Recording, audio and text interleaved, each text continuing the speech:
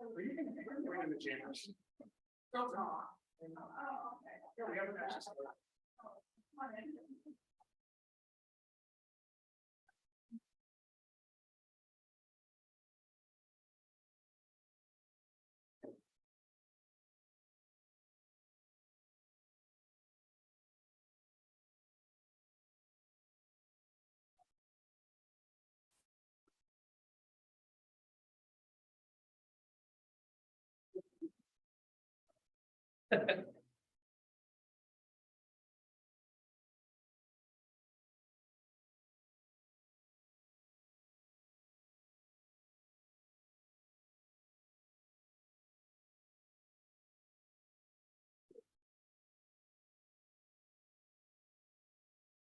Hi, everybody. So it is 6:30 and normally we start right at 6:30, but as you can see, we need to have 3 for a quorum, so we have to wait for John to come in. We tried keeping him out, but he broke through the defenses.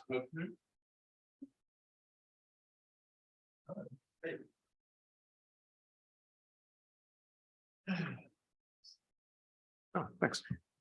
I almost forgot we couldn't do it on Zoom.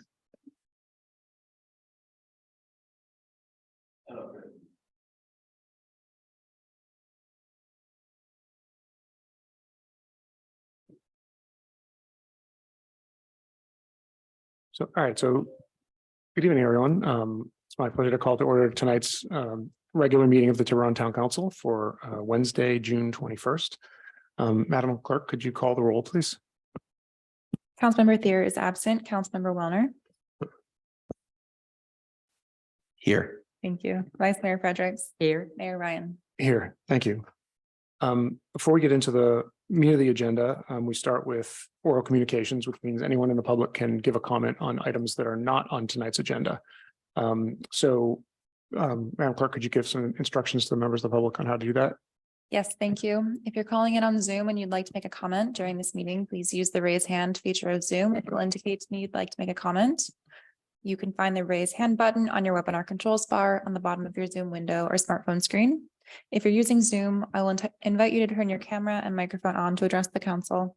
Please accept the request from the Zoom host that you're being promoted to a panelist. If you're calling in using a phone, you can dial *9 to raise your hand. Thank you. And so what we normally do is we take comments from the public in the chambers here, and then we'll go to people online. So do we have anyone in the chambers tonight who'd like to make a comment? Please come to the microphone and then just state your name and you'll have 3 minutes to speak.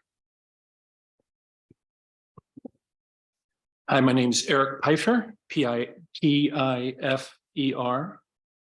I live at 1683 Mar West Street. My wife and I just bought the house a couple of months ago. And my comment is about the noise from the pickleball courts at the Tiburon Peninsula Club. So we love our house. We love Tiburon. We're huge fans. We're big sailors. We eat in the restaurants in Tiburon as much as we can, probably once or twice a week even. And we're just like living in paradise. It's like perfect. With the one exception of the sound from those pickleball courts is so jarring. It's this popping sound that comes off of the paddles. And so if we're sitting outside for the evening, if we're barbecuing, which we've also done with some of our neighbors as well, who live on Mar West Street or live in the area around the Tiburon Peninsula Club, it's so disruptive that you essentially have to go inside in order not to be disturbed by the sound. So I've had some email communications with the management of the club. I've asked them if there's ways that they could mitigate the sound with like different paddles or like some kind of sound absorbing thing or something like that they would put on the courts, or if they could move the pickleball to one of the other courts that they have. They have like 1 million courts, and some of them up on the north side of the club over by where the pool is, like on the sort of bowl, like right behind where the main entrance to the club is, look to me like they would be an ideal place to put the pickleball so that people could still enjoy it. It's like the hottest sport in the country now. And by the way, there's a lot of communities throughout the country that are addressing this issue because of the noise from pickleball. And in fact, I did some research. There's even some companies that have developed, like consulting companies, that all they do is noise mitigation from pickleball. That's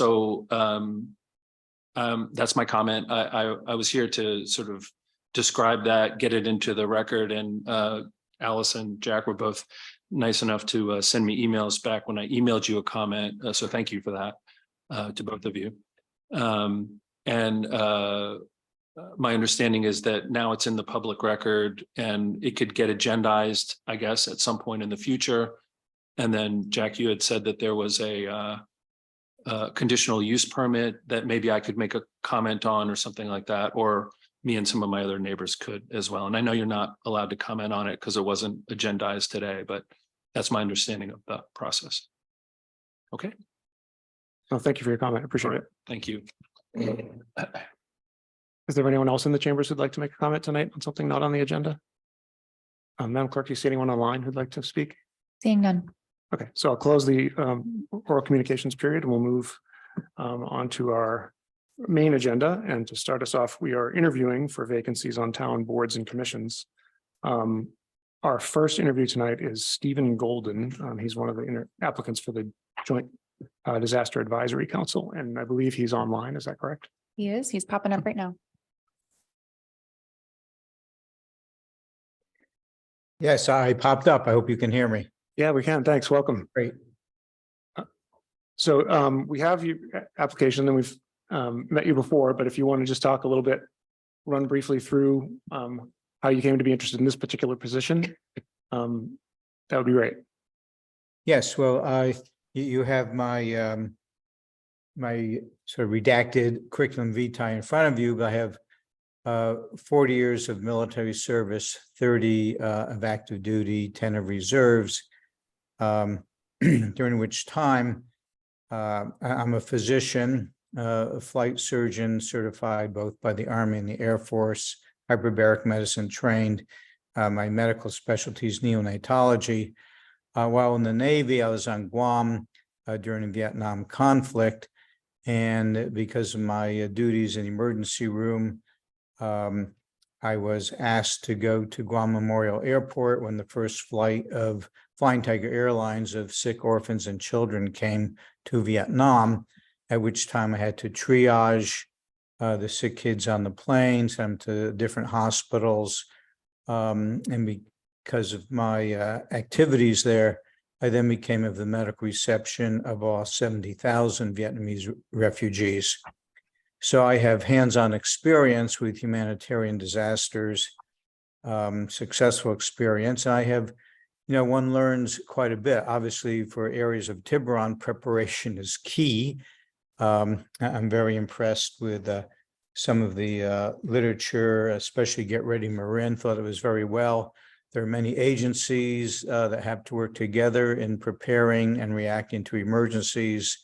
I have familiarization with working with multiple government and civilian agencies, not only from my experience on Guam and Vietnamese refugees, but also in my position as chief of medical staff at David Grant Air Force Medical Center, in which case I had to handle problems that cannot be handled at other levels, worked intimately with the VA and other government agencies and handling medical issues, and actively participated in tabletop exercises in dealing with emergencies in relationship of NGOs, governmental agencies, military agencies, in preparation and response to emergencies. As I said, I do have some hands-on experience. Also, with the military, have had multiple training in nuclear, biological, and chemical warfare. Hopefully that will never happen, but again, you have many agencies that have to work together, and one has to know what resources are available. And I also have experience with what we call, I guess, MASH units, mobile hospitals, and medical facilities that would have to be set up in emergency situations. I live in Tiburon, of course, And I must say that during school hours and when jobs end, the traffic is bumper to bumper. And sitting there in traffic, I would think, okay, if we have to evacuate, a lot of preparation has to be done. And looking at what has been done, I've done quite a bit of research on the agencies in Marin and state agencies. Many good people have worked very hard and developed very good protocols. But it's important when one looks at protocols to really see, are they functional, what are the strengths and weaknesses? And I also have experience again, with working with agencies and reviewing, analyzing protocols, and with a hospital, when there are problems, doing root cause analysis. So I think that my personal investment with myself, my family living on Tiburon, and my experience, hands-on experience in this area, would really fit well in, again, supporting our city and our county, our citizens on this council. Yeah, thanks for that detailed synopsis. Do any members of the council have questions for Mr. Golden? Yeah, please, Vice Mayor Fredericks.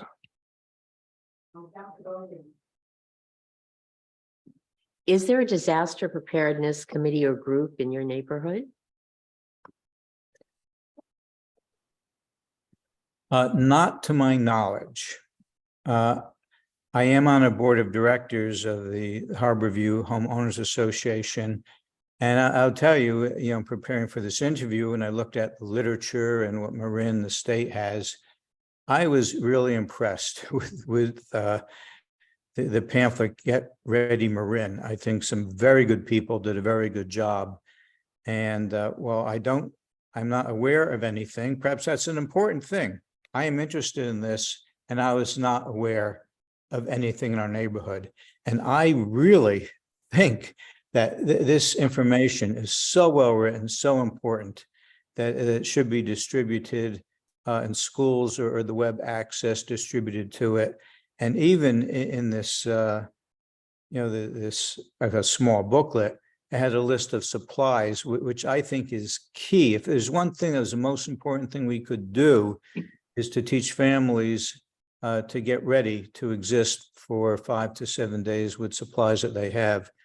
And I think this should be distributed at the schools, the businesses, and even when we have open Main Street, perhaps a table with examples of that, so people can see it and become familiar with it. That is just really just key. The individuals, there's going to be delays, many delays in responding, and depending upon the degree of disaster we have, whether earthquake, a flood, you have a little bit of time, fires, we have more time. But the families had to be prepared. And I think that I myself, having this interest, do not know of any local organization, speaks for itself that more can be done to educate the public. And so I gathered that and there's nothing wrong with this, that you're not particularly aware of the various neighborhood disaster preparedness groups. That is correct. I am not. Yeah, they could use some guidance, especially after COVID. So let me ask you, do you see a particular role, given your experience in our local planning for the town and Belvedere? I think, one has to know in a very practical sense what planning exists at the present time, what is ready. In coordination, with the county, mobile hospitals, infectious disease control, which are going to have potable water. So I can't answer that specifically. I think what, in my perspective, and respecting people and the expertise of people and working well with people in my career, to really find out where are the holes, what can we do better? Thank you. Thank you. Any other questions? No, well, thank you. After all of the interviews, one of our first action items will be to consider picking an applicant for the position. So if you want to stick around, please do. But thank you for volunteering. Thank you. Oh, well, you're very welcome. It's a privilege to do so. So next on our list is Mary McDevitt. I know she's in the room. If you want to come to the podium, that would be great. Good evening. Good evening, welcome. So yeah, if you could sort of do the same thing in terms of just running through who you are and how you became interested in this particular role. Sure. Yeah, Thanks. thank you. Yeah, I've been a resident of Tiburon for 31 years and I'm pretty familiar with the whole town. I pretty recently retired and I'm looking for ways to engage in the community. So I did notice the opening, Reading the Arc, and I thought I could pursue it.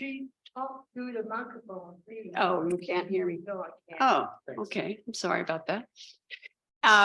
Anyway, so I'm a long-standing resident and I think I have a 40-year career that I could lend to the town to help in this regard. I thought there was a good fit with the Disaster Advisory Council. I am a trained RN, public health nurse, and nurse practitioner.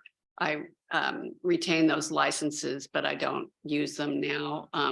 But beyond the clinical background, I have very much like the physician, I have a lot of other experiences, a lot of them in business, working for a Fortune 5 company, working for technology companies, startup companies. I have been a project manager. I have been an executive managing very large, huge projects for companies, many of which intersected with either local, federal, and state organizations and government in particular, like the CDC, with the H1N1 distribution, vaccine distribution. I was very involved in the communications area and the project management area there. Also with business continuity with the Fortune 5 company, which is, I think, not dissimilar to a disaster advisory council, looking at all the scenarios that you could possibly have, both clinical, medical, fire, existential threats of all sorts, and the fires we've had, climate change, I mean, you name it, infectious disease, all that kind of thing, and then triaging the community, patients in the community.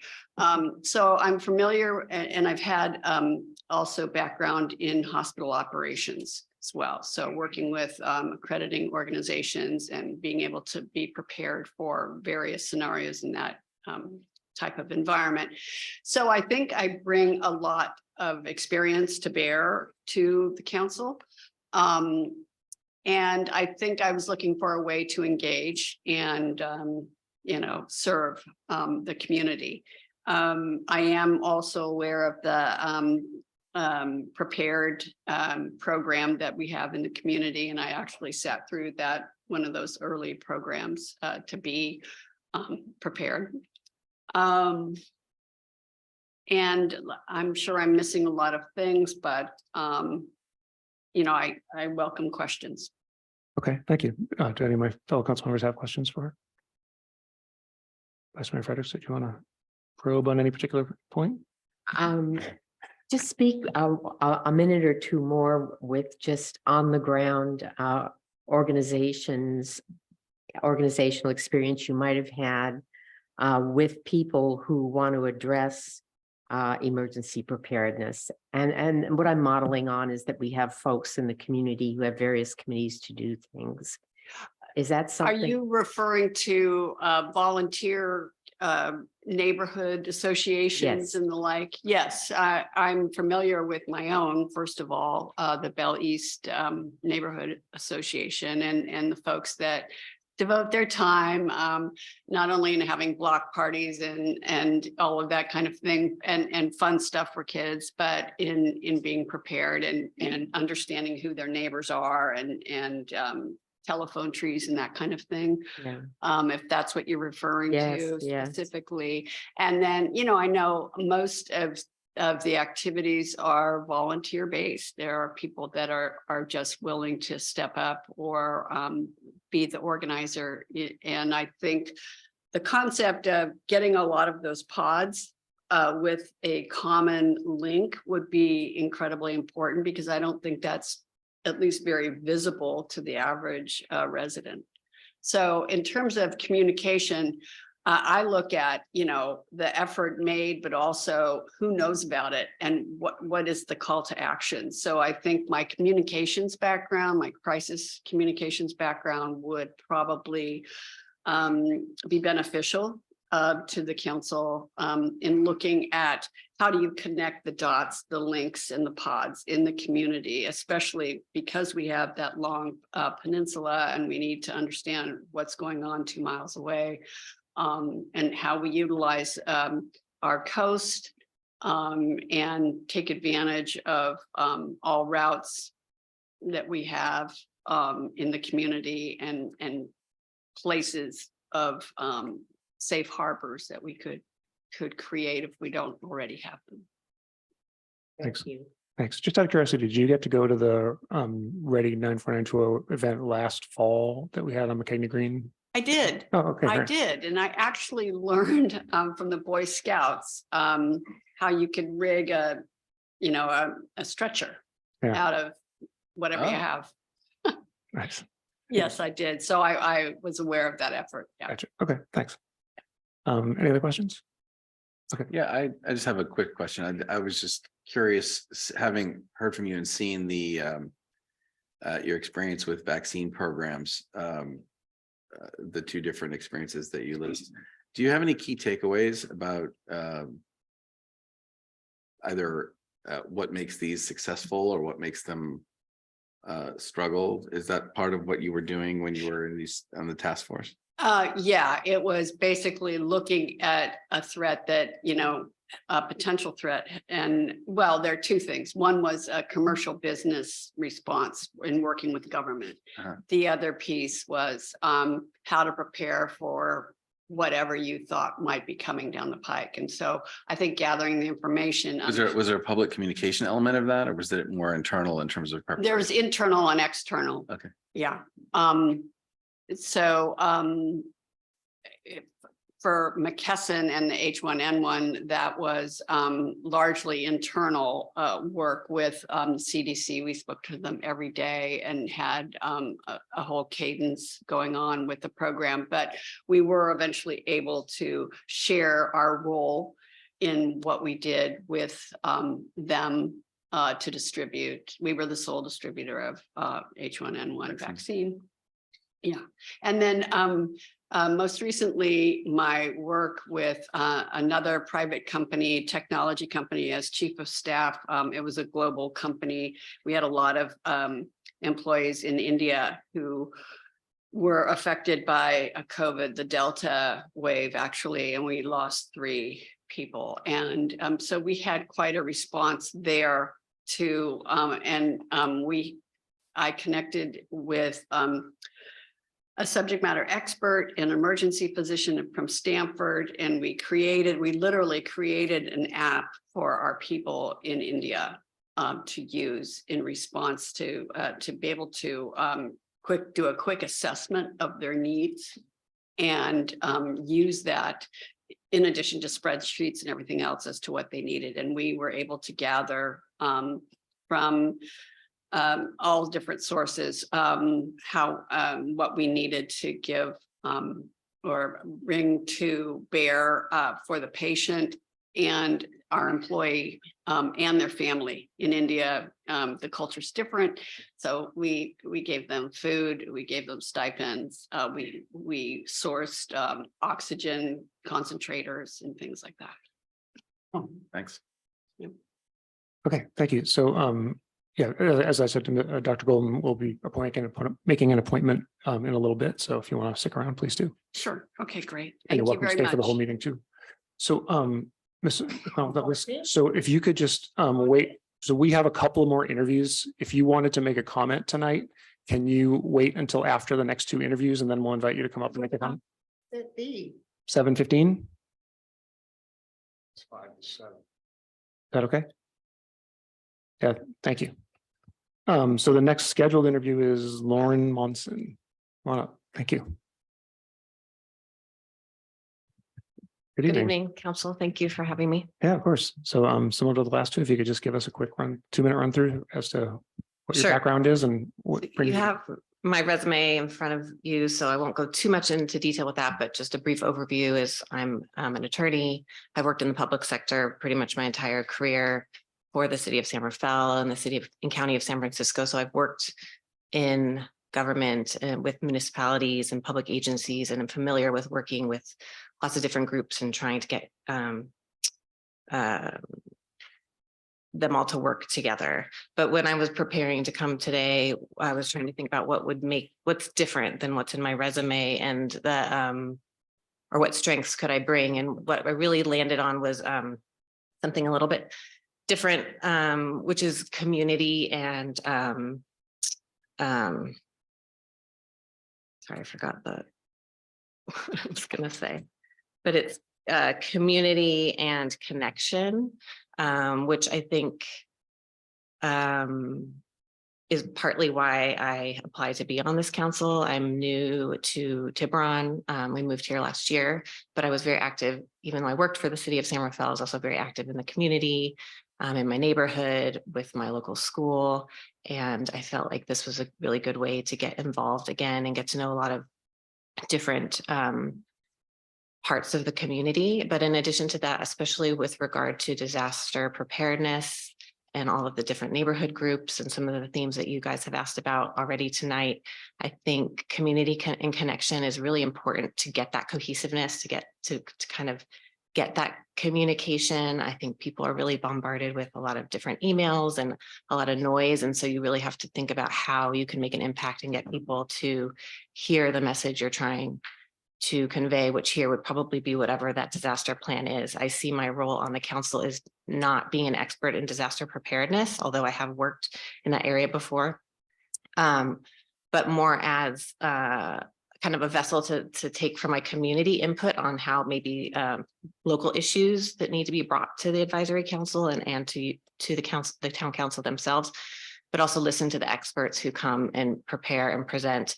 and provide recommendations for what needs to be done in Tiburon, and kind of synthesize all that and provide recommendations, bringing all of that input together to the council or the town to make changes.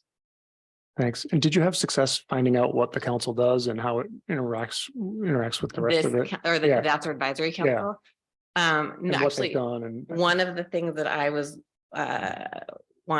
would suggest if I were to be on the council would be to maybe beef up at least the Tiburon website. The Belvedere one actually had more information than the Tiburon one. I was trying to find out what the mission and the goal was, like kind of even to understand what my role would be on the council, and it was not super clear. But as it's an advisory council, I think that's what our role is to advise and provide expert information or synthesize expert information to give to the town council, so town councils, so they can make informed decisions for the betterment of the community. great, thank you. Do we have any other questions for Ms. Mullins? No. Okay, thank you. So again, we'll be making an appointment later. And then I know that you specifically wanted this, but if you don't get it, and I should say this to everyone, there are other commissions that we do have periodic vacancies in, so please stay connected in that way. Thank you. Thanks. Our fourth interview is Mr. Albert Yu, who's interviewing for the Belvedere Tiburon Library Agency Board. So please, yeah, if you could come on forward. Thank you. And I do note that you had some other areas of interest, and we can talk about those afterwards. But if you want to start out just by talking about your involvement with the library as a citizen, and then how you think you could help with the your role on the. No, absolutely. Thank you very much. I moved down to Tiburon about a couple years ago from Santa Rosa, and I am a business professor and hospitality management professor for Santa Rosa Junior College. I actually transferred to the Petaluma campus a couple years ago, so it's actually a better reverse commute for me.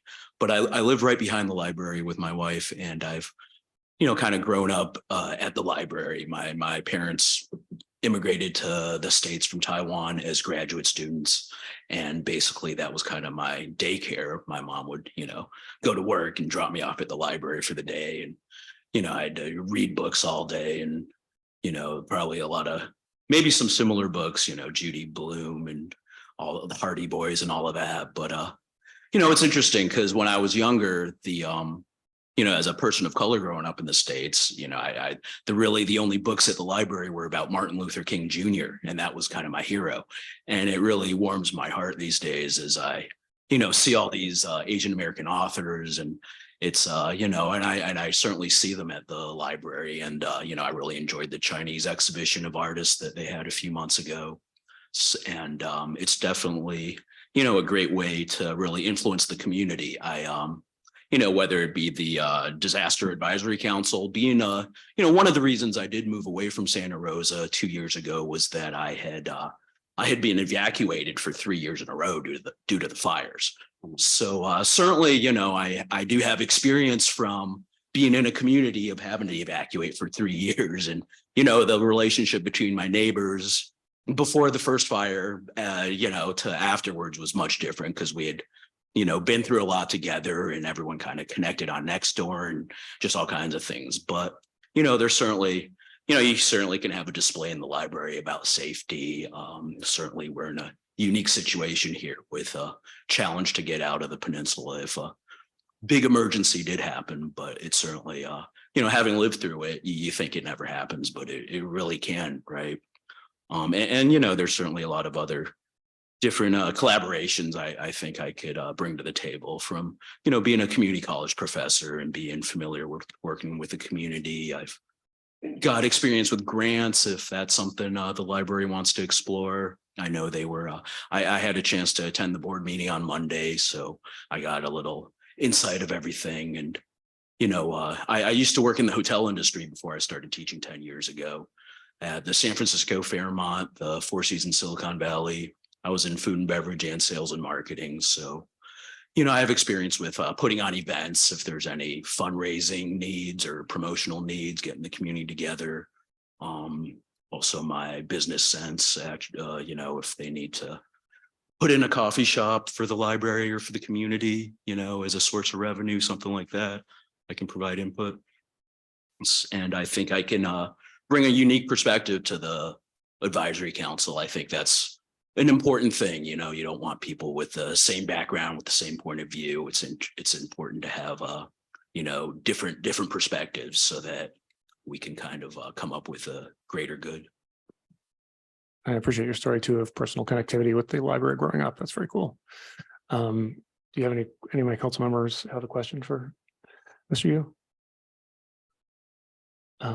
So just so the vacancy on the board is actually because the term of an incumbent is expiring and he has reapplied for the role. And customarily, we reappoint the incumbents who want to be reappointed. But I was glad to see that you had other interests selected, even though they weren't necessarily your first choice. So definitely stay in touch, and we'll formalize an appointment later in the meeting. So if you want to stick around and watch, but we really thank you for your interest. It's Absolutely. Thank very you. compelling candidacy. Thank you. So it's okay. I'm going to reopen the public comment period or the oral communication period for public for items that are not on tonight's agenda. So if you would like to speak, please go to the podium. And I know you had sent some emails, and so here I wanted to make sure you had an opportunity to speak. And you'll have 3 minutes. Thank you. Yes, my name is Mrs. Pamela McConnell Douglas, and this is my husband, Steve Douglas, and we have been married for 25 years. And I have been in Tiburon, Belvedere since the 1950s. And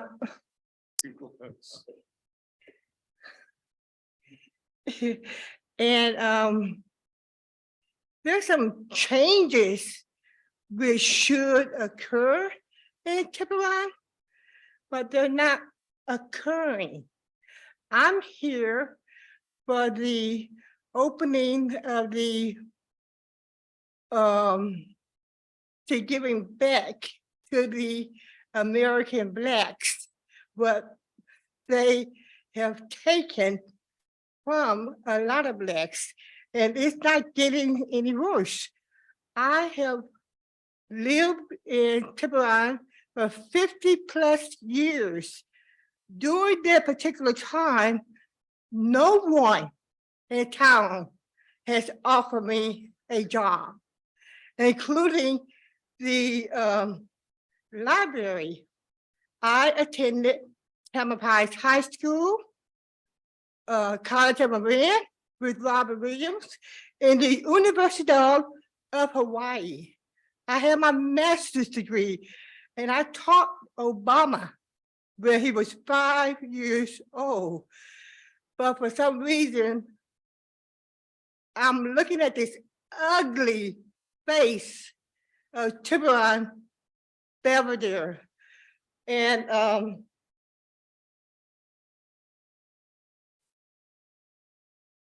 Juneteenth, I noticed so many whites wanted to be a part of that.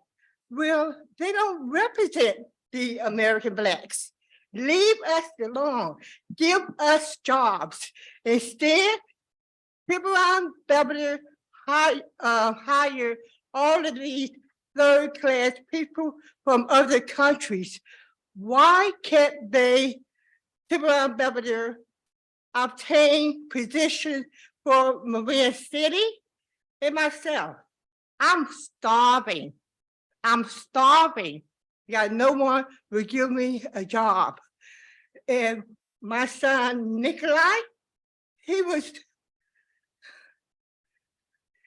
forced out of Tiburon and ended up on the streets of San Francisco, where someone murdered my son. Murdered my son. Why? Because he was American Black. I'm suffering every day. I cry. Every day I see something new. And for the town council to say that they're affiliated with the Black movement, which going on, no, I said that they need to fight for something else. Juneteenth is not for white folks. Okay, thank you for your comment, Ms. McConnell Douglas. Are you gonna make a difference? I will try, and I know that you've sent emails, and I tried to reach out to you today, and we'll try to connect after. And I just had hip surgery, so I'm not well. I'm not well, I'm sorry. and it's But thank you. scary for me out there. All right, well, thank you for coming and speaking. Is there anyone else in the chambers who would like to make a comment on that's not on tonight's agenda? And Madam Clerk, anybody online? Seeing none. Okay, so I'll close the oral comment period. And that brings us to our consent calendar. Do we have anyone on council who would like to pull any items from the consent calendar? Seeing none, is there anyone in the public who would like to make a comment on any of the consent calendar items? Anybody online, Madam Clerk? Seeing none. Okay, so with that, I'll bring it back to the council for a motion to approve the consent calendar as written. I'll move that we approve the consent calendar. Any second? Second. All in favor, say aye. Aye. Okay, so consent calendar is approved. And now we move on to the action items portion of the agenda tonight. Just so you know, we're going to move action item 4 to the last item. So it'll be 1, 2, 3, 5, 6, 4. Just to keep everyone on their toes. And there's actually 4 and 5 are items that sort of fold into item 4. So we're going to rearrange it that way. So we'll start off with action item 1, which is the appointments to the town boards and commissions. So again, thank you for participating by volunteering, everybody. And actually take a staff report. Do we have a staff report on this? Probably not, right? Oh, we do. Okay. I'm happy to summarize what you're doing tonight. Good evening. Thanks. The council's making 3 appointments tonight, or considering making 3 appointments tonight to the Disaster Advisory Council, the Library Board, and the Marin Commission on Aging. A little bit different, one of them is a little bit different than the other two, so I'll start with the Disaster Advisory Council. This is to fill a vacancy, so we do have an existing actual vacancy on the board right now, the council, I should say. You have 3 new applicants, you've interviewed them all tonight, and so that's your applicant pool for the Disaster Council. For the Library Agency Board and the Commission on Aging, these are regular term expirations. They expire on the 30th of this month. And it's the council's policy to always accept new applicants every time we have a term expiring, even if the incumbent is seeking reappointment. So to start with the Library Board, your incumbent, Ken Weil, he is seeking reappointment to another term. And you do have a new applicant, Albert Yu, who you interviewed tonight. And then for the Marin Commission on Aging, there were no additional applicants, so you're only considering your incumbent, Jane Gould. Happy to answer any questions. Great, thank you. Any questions for staff? Okay, is there anyone in the public who'd like to make a comment on this item? Seeing none, anyone online? Seeing none. Okay, so I'll bring it back to council for discussion and motions. Anyone want to start? Yeah, please. So I'll start with Belvedere Tiburon Library Agency Board of Trustees. You know, as is our custom, I would like to nominate the incumbent to another term.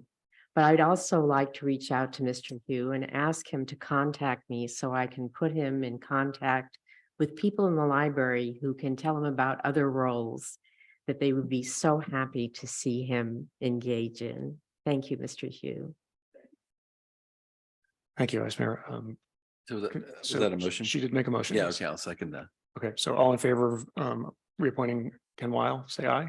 Aye. Okay, so that passes. Then do you want to go on to the Marin Commission on Aging to make a motion to approve reappoint Jane Gould, since we had I'll no. make that motion. And I'll second. All right, all in favor? Aye. Okay, thank you. So that passes as well. And then the third and most difficult one is the Disaster Advisory Council role. I gotta say, like, so in my professional career, which I did have at one point, there would be, most of the time when you're interviewing for a job, it was like, you kind of got to a level of seniority because you did something and you were familiar with it and you did it with some facility and fluency. And so when you interviewed people, you're like, oh yeah, I know what that role is. And I can figure out if that person is going to be good for it or not. And then every once in a while you'd have someone who come in to be like a programmer because you needed to hire someone to write some software. And you're like, well, I don't know the first thing about programming. So how am I going to determine if this person is really good, right? And you have 2 different people or 5 different people who all sound really good. And this is similar to that case where like I'm going to have stress dreams tonight about it because like there are 3 candidates who are incredibly well qualified, bring expertise to the table that is way over my head. And yet here I am tasked with making a decision as to which one to appoint. So irrespective of who we appoint, know that I'm suffering. You don't need to have sympathy for me, but stay engaged because I would like to have all of you involved at some level. It just can only be one tonight. So I'm not even going to make a motion. I'm just going to say that. Can I just make a comment? Yes.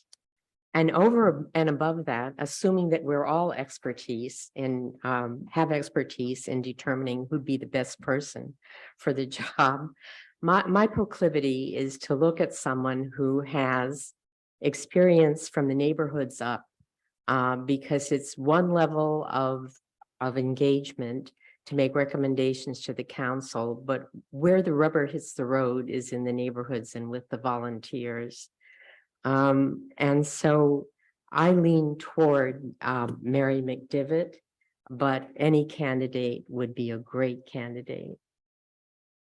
Okay. Well, we say this whenever we have candidates like this, and I'll say it again tonight, and this includes not only our candidates for this position, but also Mr. Yu. We have an abundance, an embarrassment of riches with regard to extremely qualified residents who are willing to give of their time and energy to work on our various commissions and committees, and we really appreciate it. We thank you.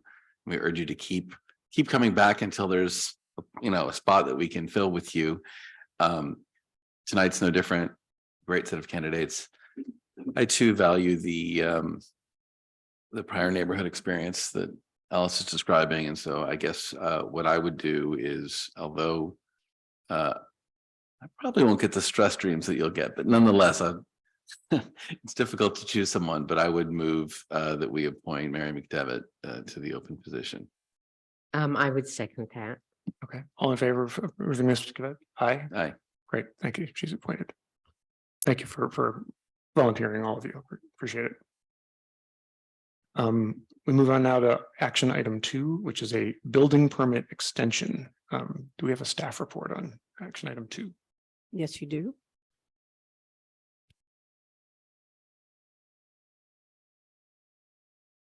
Yeah, a little bit.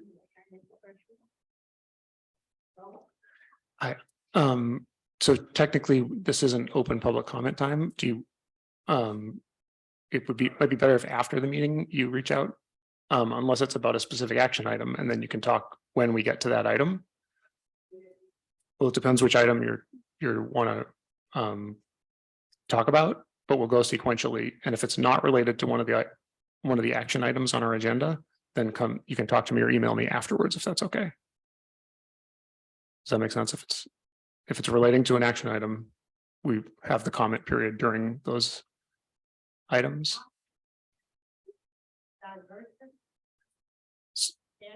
So that's not on our agenda tonight, so you'll have to talk to me about it after the meeting. Staff, do you have a Yes, report ready? I do have a staff report, mayor and council members. This is 275 Divisa Street. It is a consideration by the town council of a building permit extension. Next slide, please. Thank you. I knew there was, yep. Mhm. So this building permit was issued on October 18th in 2018. The applicant has received 3 6-month extensions, plus he received an 18-month extension for COVID relief.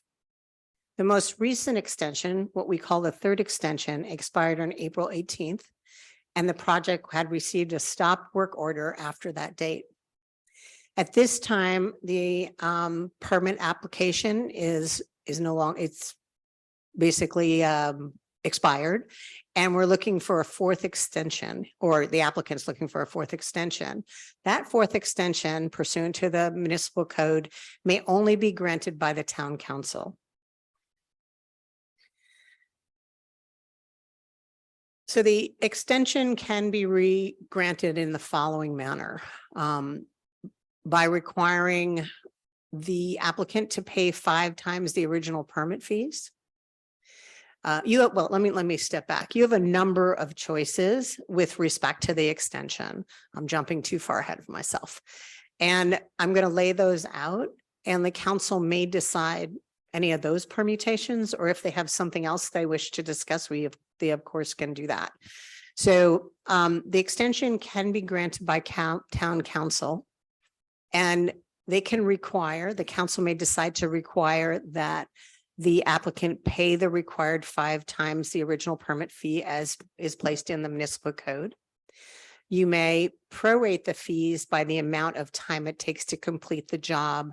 For example, if the applicant finalizes the project within 3 months, a refund of 50% will be granted, and 4 months, and and so forth, 2 months, 1 month. We could look at that as a prorated amount. You can waive the fees or a portion of the fees based on the reasons that I placed in the staff report, and that I believe the applicant will speak tonight, such as the project is nearing completion and or the cause of the delay. The council may also deny the extension, which I want to note will require the applicant to reapply as a brand new project, which would go through the same entitlements and the same process he went through in 2018. So what we're recommending tonight, and sort of a short presentation with allowing you to, of course, ask questions, is to take the public testimony, and then to grant permit extension, either in accordance with the municipal code or modified terms if the council concludes that a modification is warranted.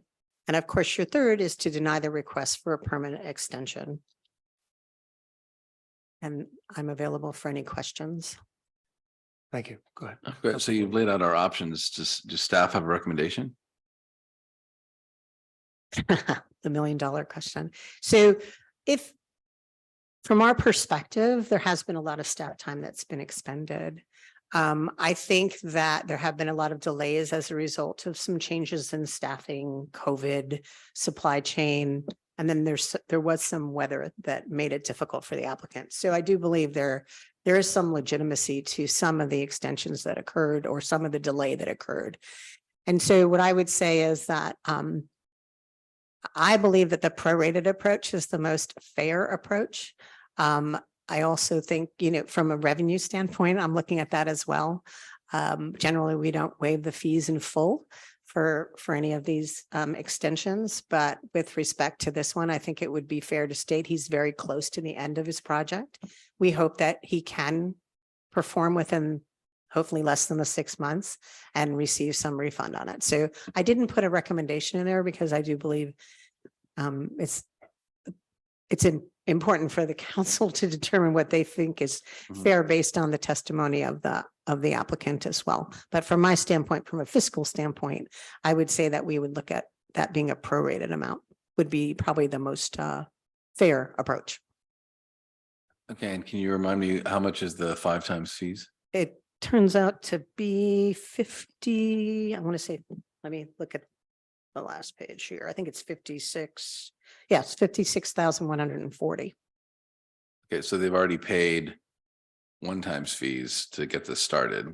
So yes, so what happens is you pay a penalty each time, no, not a penalty, but you pay additional fees for each time you have an extension.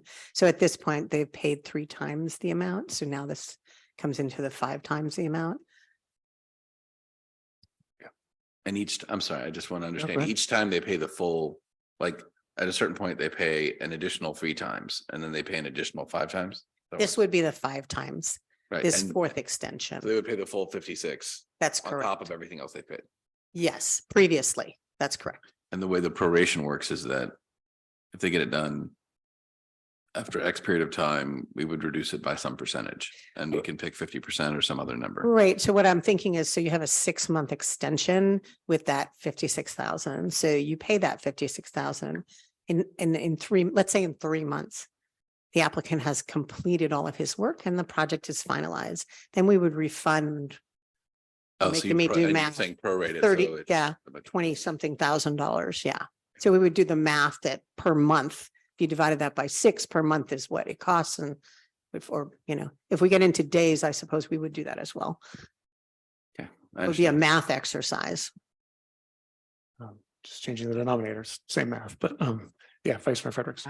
Just a matter of curiosity, in your experience, has prorating the fees provided an incentive? Yes, I believe it does provide an incentive. And then in Exhibit 4, there were some items in red, and are those the timelines that are proposed by the owner, or were they required by the town, or was there a meeting of the minds and the town believes those are realistic? Like, what's the expectation of reality around the timeline? Do we have one, or is it just? No, this is from the applicant. We require them to provide us the timeline. And so this would be part of what we agreed to and how they arrived at it with the building official. Okay, so the building official was involved, so it's Yes, Is it- we absolutely, can through this whole process. confidence. Does Exhibit 3 correspond exactly 1-to-1 with Exhibit 4 in terms of the timeline and the items and all that stuff? Okay, thanks. Any other questions? So at this time, we'll open it up to public comment. Is there anyone in the chambers who'd like to make a comment on this item? Seeing none, do we have anybody online who'd like to make a comment? Seeing none. I believe the applicant wants to make a Oh, comment. yeah, please. Yeah, come on up. So please, yeah, come and just introduce yourself, My name is Ehsan. but please sit at the podium so you can talk into the microphone. Of course. Can I have it?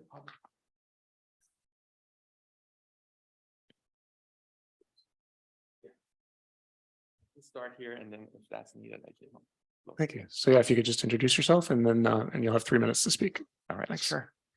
So my name is Ehsan Karimian, and sorry, English is not my first language, so I have this paper to help me. I'm appearing here in front of the town council to respectfully request additional time for the construction, to finish the construction of my family home at 275 Diviso Street. And I'm respectfully requesting the council to waive the associated fees for reactivation. As it was mentioned, we paid a round of permit fees at the beginning, and then we paid another one round, so it was second round, and then we paid another 3 times.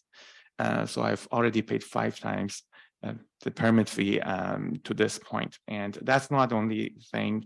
I've prepared a PowerPoint presentation, and I can go over that with you if there's time or if it's needed. But before getting into details, I just wish to share some thoughts about the whole perspective of this project thank you, and of my family house. Well, first, I want to thank the staff because of the report. We saw there's a lot of things mentioned in there. I mean, COVID, special circumstances with our house, the weather conditions the past few years has been pretty unique. And so basically, when the project was first approved in 2018, we had no idea. We're expecting a global pandemic. We didn't anticipate that we will through 2 years of intense winter conditions that pulled California out of drought after many years. We had not expected to work through at least 4 planners, 3 planning directors, and 2 building officials. And all of these challenges have been pointed out in the staff report. And I think the only thing that we kept the same was my contractor, who has been constantly trying to, final and finish the house. And you probably read in the staff report their intensified work effort to finish on time, despite all the issues that we had. At this point, I mean, I'll be happy to go over what happened and why things took longer than expected. When we were pulling the permit, my wife was pregnant with my son, and we were thinking that I'm having his first birthday in our home, and he's 4 years now. So you can imagine what we went through as a family, and we lived in a temporary situation. We had families abroad that wanted to come visit. So I think the most, stress was on my very own family. But at this point, just looking forward, I don't know if you've went over the scope of work remaining. We need 2 months to finish the project. Mainly what's remaining is some concrete steps down the property with some little grading and some plants to put in. There are a lot of items inside the house is completely done, and we're pretty sure that 2 months is generous to final this project. Let's say we're hoping to start construction again at the end of August, and at the end of September. If the project is not done, we're willing to pay any penalty or anything. But I really hope that we can get a break this time. The project is at the end. Like any other project, we've gone over budget and over time, and paying the penalty will be a strain on me to finish the project. As I mentioned, I've prepared a PowerPoint. I can go into detail of exactly what happened to your construction if you like. And I think that's the main reason why we qualify for the 2-month free extension. And I welcome the opportunity to answer any questions you guys have. Thank you. Yeah, if you want to proceed with the PowerPoint, that would be great. Oh, you want to know about it? All right. Yeah, About what happened. All right. Excellent. Well, You So you have another 7 minutes, right? yeah, So- sure. I'll be happy to. The list of the problem, I have a list of the reasons why the project took longer than it should. The first item is unusually challenging site constraint that should have justified a longer time for the permit from the beginning. So when we bought this lot, it was a vacant lot. When we bought this lot, obviously we did all our research. This is the geotech Yeah, this is the geotech report we had. It said, bedrock is 4 feet under the surface, utilizing standard Marin County construction practices.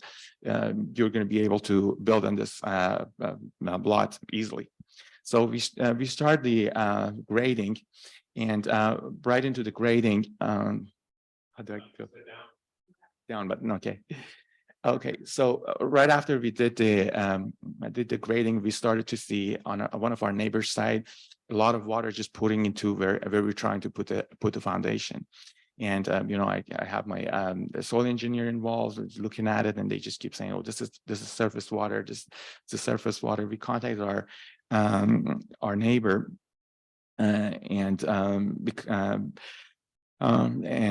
we didn't get any meaningful help or response from them. So after consulting with our soil engineer, he recommended to put to shore the site. So basically, we had to put all these steel beams really into the bedrock and put all just basically to build a big dam to be able to just do the normal work. Took a lot of time and expense to just do that.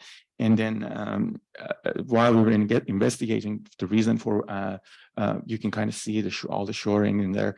The reason for that, in one of our meetings, we could find a filter fabric French drain pipe that our neighbor had. So basically, this pipe was collecting all of their water from landscape and just pouring it into our site. I have the 2016 California Plumbing Building Code.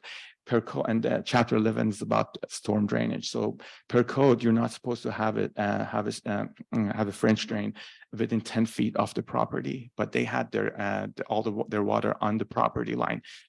So imagine the contractor trying to build a foundation when the neighbor has an illegal pipe constantly pouring water into the construction site. It took a lot of time to just figure it out, put the dam together, and build the foundation. Obviously, after we had a soil engineer to examine the pipe, they all said that, you know, this pipe has been contributing to the problem. Even the neighbor brought in because they wanted to have their own soil engineer, and even their soil engineer confirmed that that this is caused by their illegal pipe. Added a lot of time to the construction. A second problem we had past few years is the uncharacteristic weather. This is from SF Gate. You can see the date 2019. We started our foundation on this vacant lot in 2018, but basically we had the worst storms and the whole winter. We couldn't even mobilize that year. So you can see widespread this again from May of 2013. So the storm started in November. We pulled the permit October, started in November, and went all the way to May. We just couldn't do anything. Just you know, foundation work doing in storm like this was kind of impossible. So it wasn't just a normal year. Even this year, when we were trying to finalize our hardscape, again, you guys all witnessed this winter. We couldn't do a lot of like grading and drainage and things like that. There were other issues that were kind of strange last few years. Like we had a subcontractor doing our windows, and we have some number of windows. And there was he lived in Pen Grove with the crew, and you probably know about the wildfires. We got our siding from Delta Millworks, very reputable cedar supplier in Dallas, Austin, Texas, and they were impacted by the hurricanes, and that delayed our order for a long time, waiting for the material. The other issues we had was just the changed working conditions. For example, when we pulled our permit, we were allowed to work on Saturdays, but midway to work, building official at the time was Mr. Salzman, just said no work in this property over the weekend, so which took about 100 days off our our normal permit that, town gave us. And we had some other complaints or issues. A lot of times neighbors thought we're not building maybe per plan or things. They would complain to town, and then town would issue a stop work till they investigate what's going on. And a lot of time it took a long time. Like we had our next door neighbor who thought we're building our pool in their property. So obviously they call town, building official puts a stop. Then I immediately have to call the surveyor. They come survey the board. And then by the time they issue a letter sending to the building, we've lost a week or two. Another incident we had was like they building department wanted, and again, this is the previous director wanted a clarification on one of the details, and that even though our structural engineer gave a letter, he just wanted to send it to 4-leaf, and with 4-leaf takes a week to send there, it takes 5 weeks to review, comes back 2 weeks for building department, and another 2 weeks for planning department, weeks of delay, and it just came back unchanged. Could you wrap up your remarks just because we're at the end of time?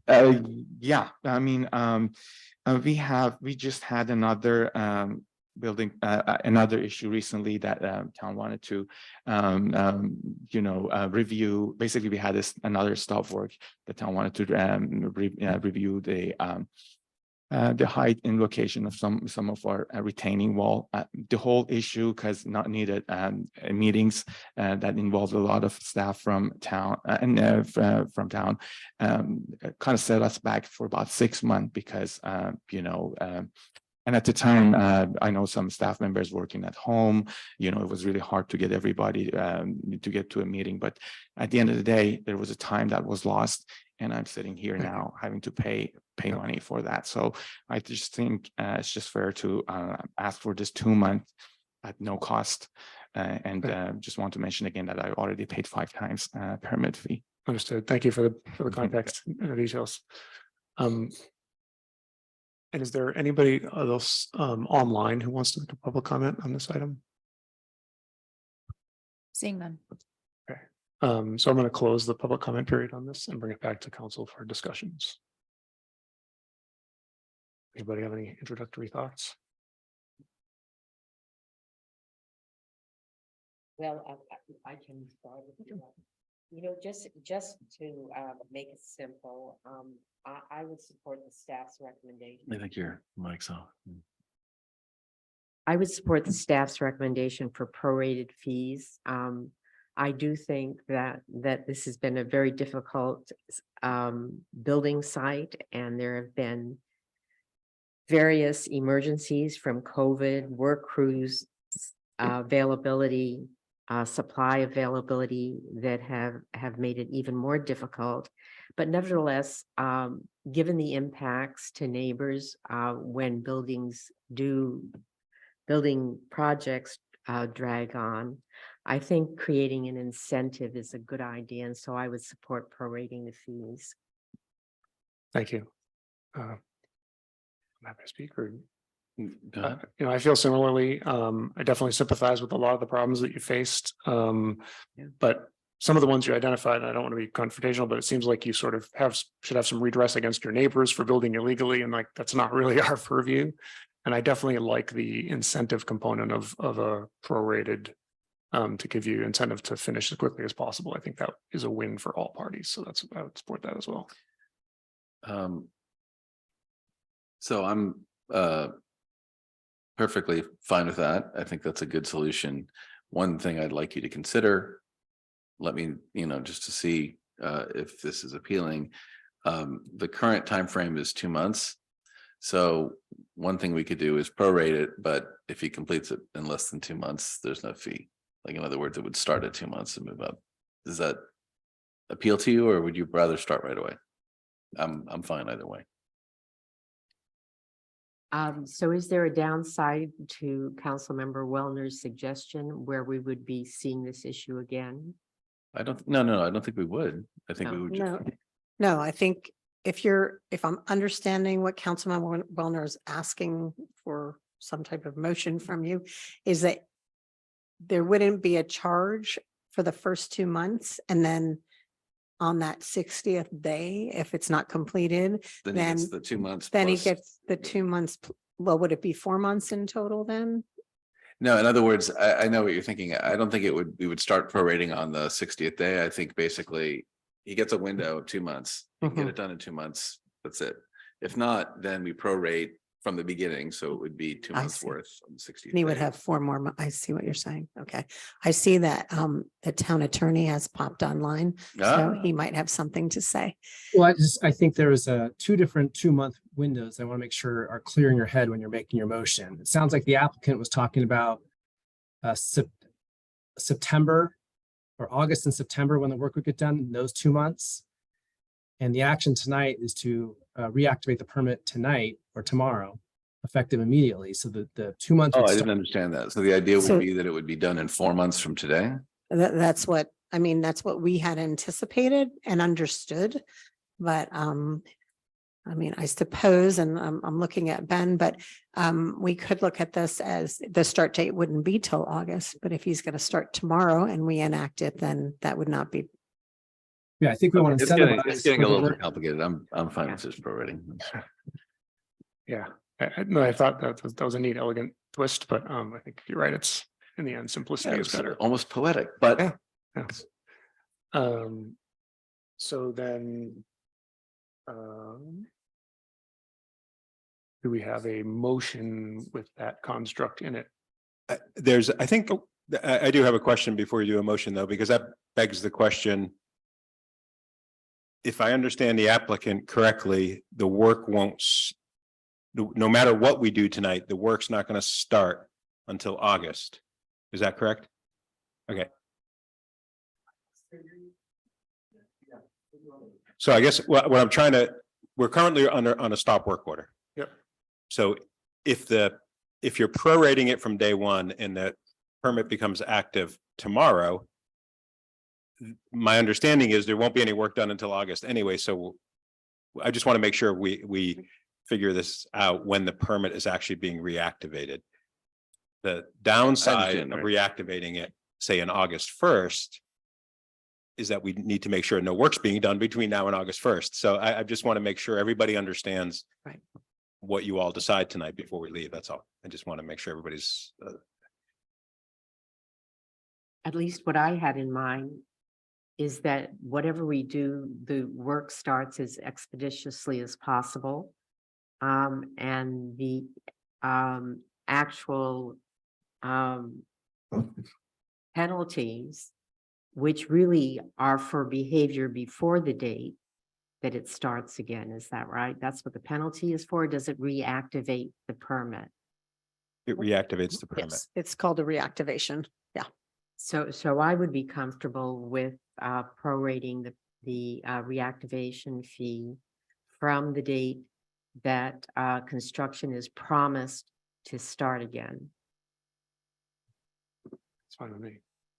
Which would be the beginning of September, is that right? Or August, is what I August. Beginning heard. of August. So what Better. we're saying is from the date that the permit is pulled is when we activate the prorating incentives or process. That would be the easiest thing. I was trying to think of a way to hold feet to the fire on starting the building as promised. On the date, August, September, whatever it was. My concern is if you activate it tomorrow, for instance, and the applicant has no plan to start construction until August 1st, say, we have 6 weeks essentially that are going to go by where we know no work is getting done. And the question is, does the prorating start on day one? Or does it start on August 1st? Because basically the applicant would be paying 6 weeks of penalty, knowing that no work's getting done. If we start prorating it from day one. And I think what I was trying to say, and I'm open to another idea, is that it's prorated from the date at which the applicant promises the construction will actually start. And if I'm understanding that correctly, is it August 1st?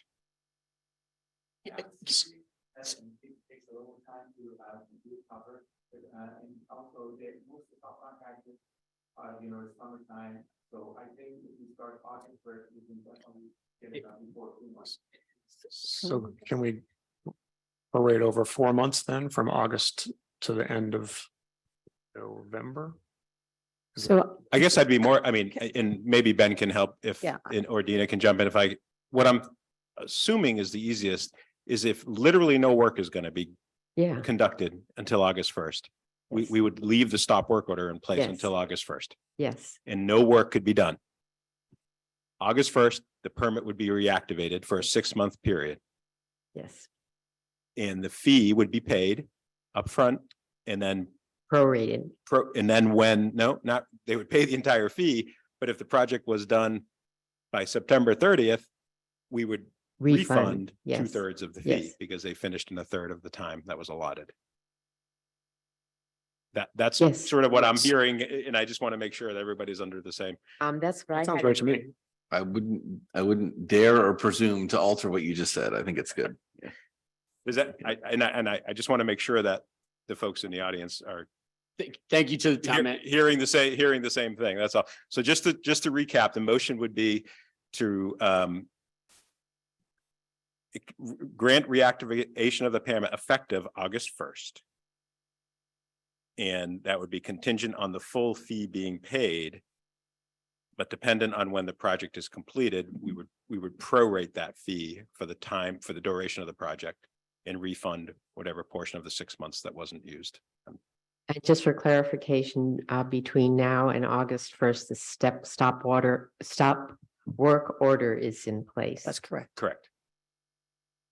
And then do we want the end of the proration period for the potential rebate to be 6 months from now, or? No, the I think end of 6 the- months from when they start. Okay, Yeah, my understanding is it starts on August 1st. Everything Okay. starts on August 1st. So that sounds okay to me. Do you want to make that motion, anybody? So moved. Second? Favorite way to summarize what Yeah. we've just discussed. And I'll second that motion, or if you want to, but, all in favor of approving, I don't even know if it's approving. Granting the permit extension with that stipulation in there, say aye. Aye. Aye. Okay, thank you. So that passes with that stipulation. Thank you. And good luck. Next, we move to action item 3, which is the odds development work contract. Do we have a staff report, please? We do. Just if you give me a moment to get the PowerPoint up, that'd be great.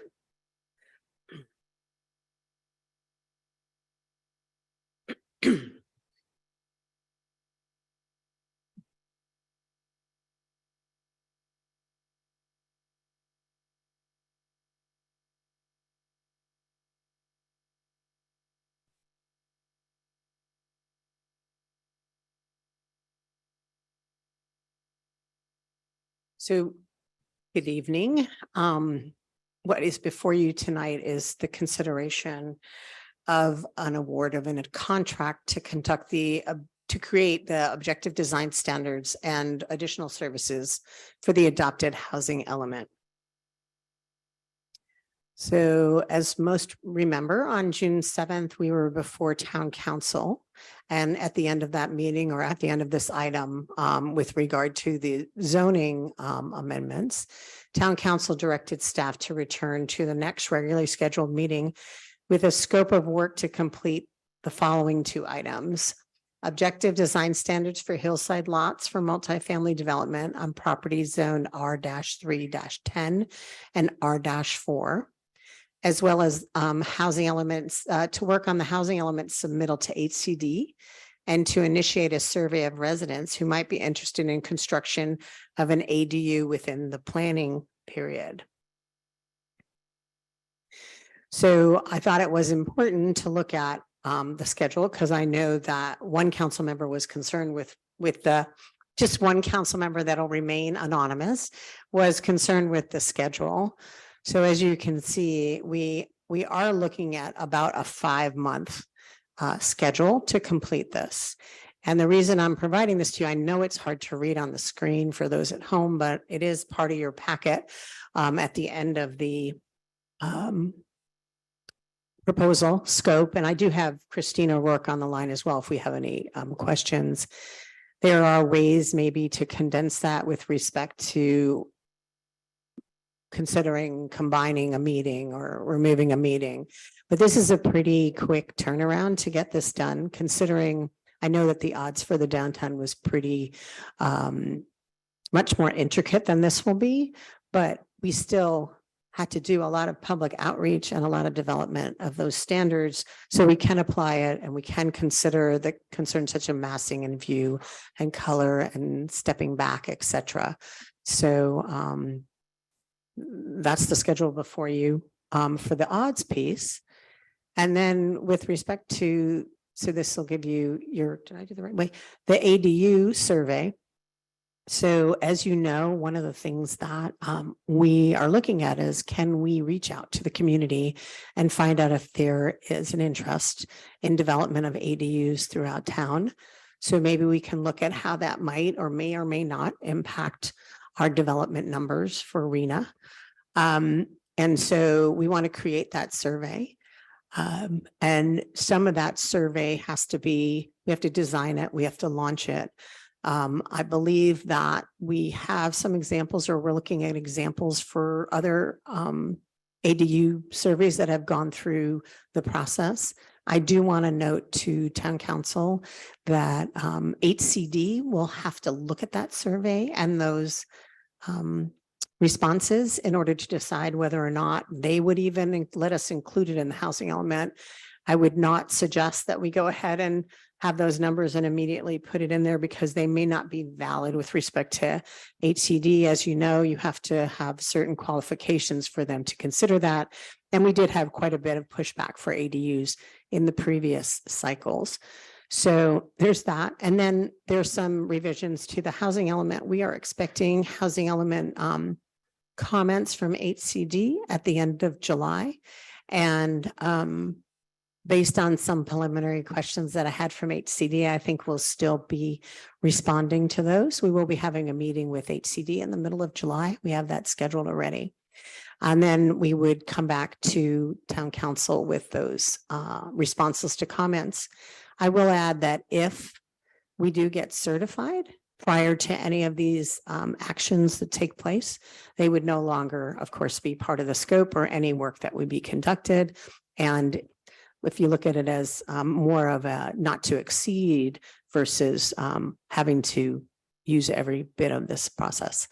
So I think we laid it out that we would be quantifying and summarizing the survey results for the ADU in August, and that we would be looking at hopefully preparing the final pieces of this HCD responses in November and December at the latest.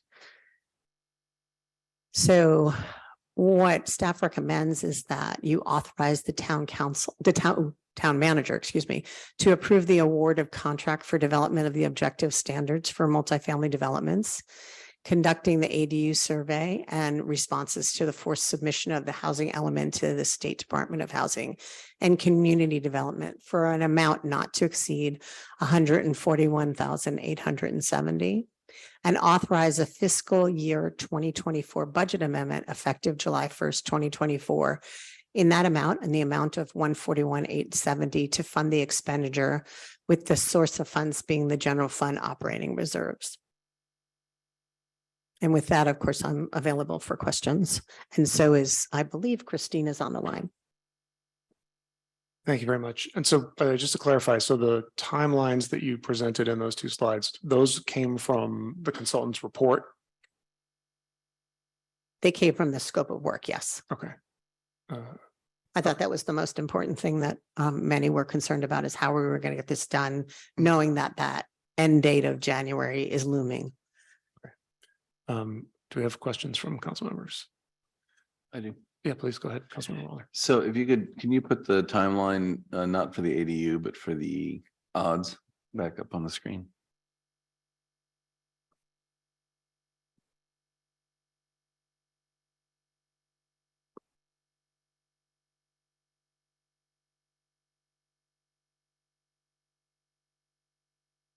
Okay. For that one? Not that one.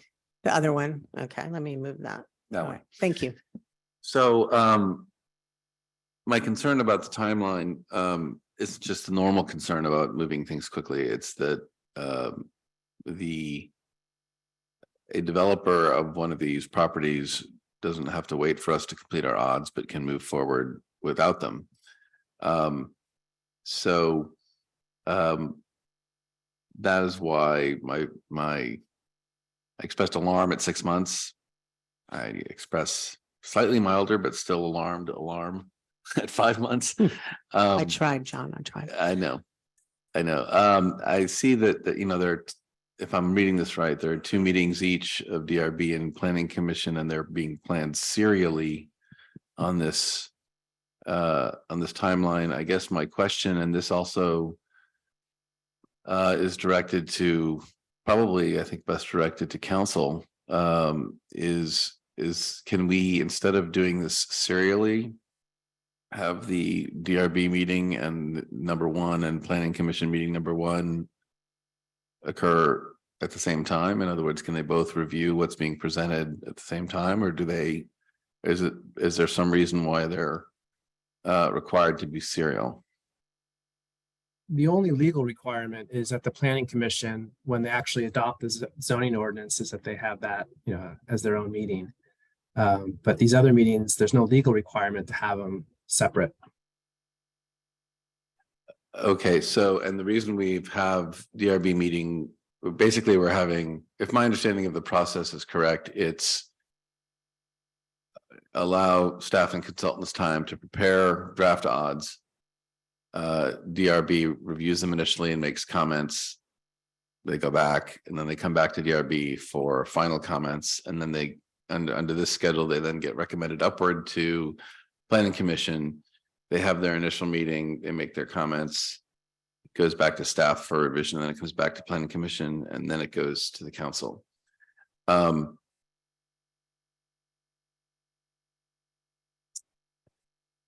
want to urge staff to be a little creative about this. I don't want to insist on any particular format, but it seems to me that, perhaps one Planning Commission meeting is sufficient, and we could have it right after the second DRB meeting. I don't know that they're going to have as much to say about the specifics of the odds as the design review folks. I don't know. What do you guys think? You guys have any? I don't want to go on a riff here. Let's start with questions first. Hold on, let's start with questions first, and then after public comment, we can. Right, so in terms of keeping it as a question, I would be curious to hear if staff has any objections to the condensing of the timeline from 4 meetings to 3 by making a joint planning and DRB meeting.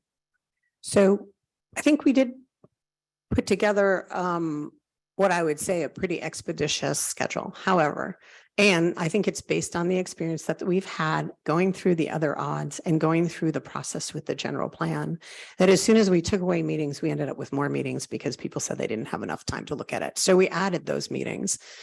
So we certainly could look at how to condense maybe into one DRB meeting.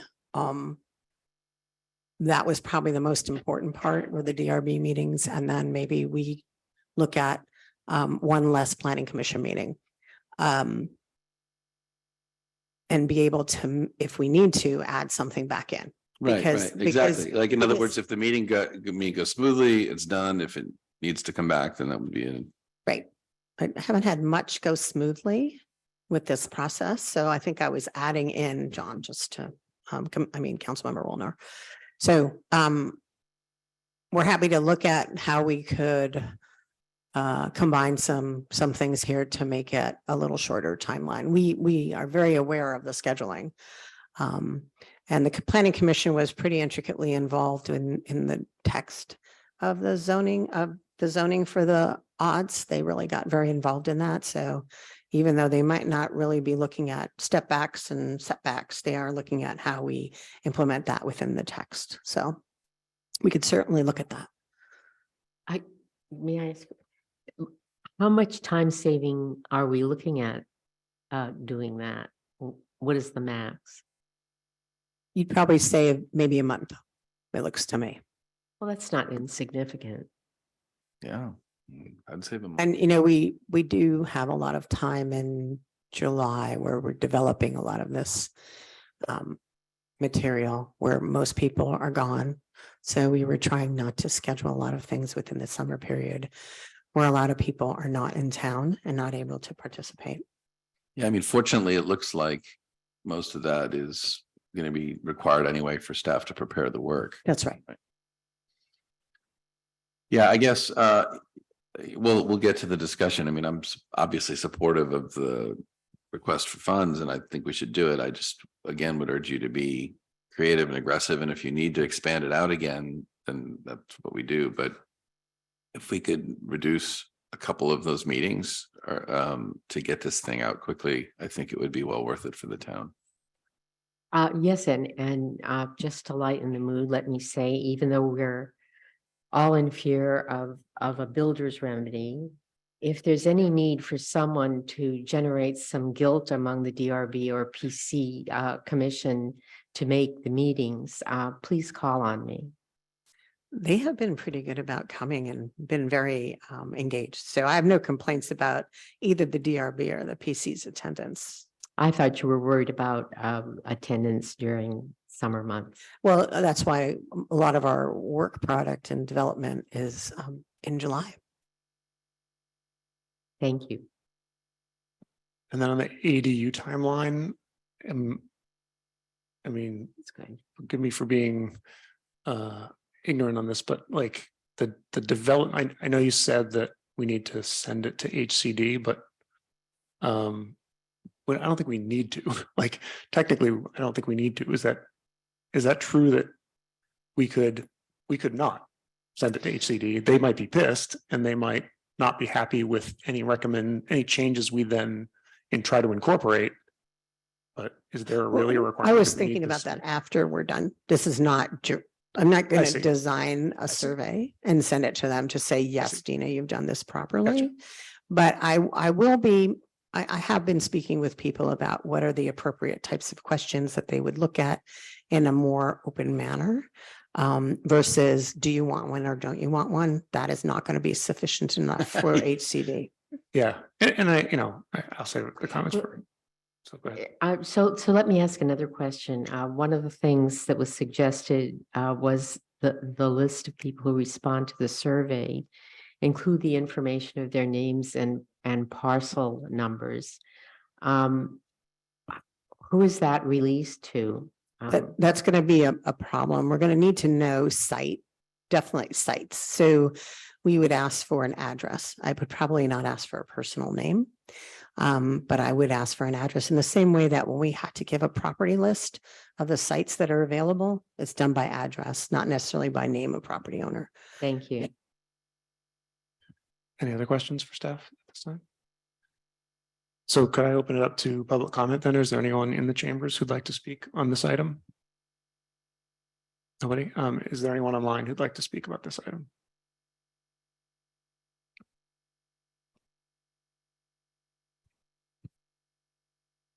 Yes, we're going to start with Jeff Channon. Great.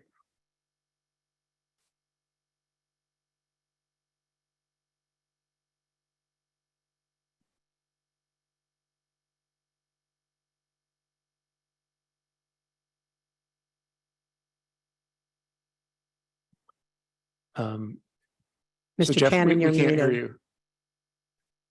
You're No. muted. We see you as being muted. Can you hear me now? Yeah, welcome.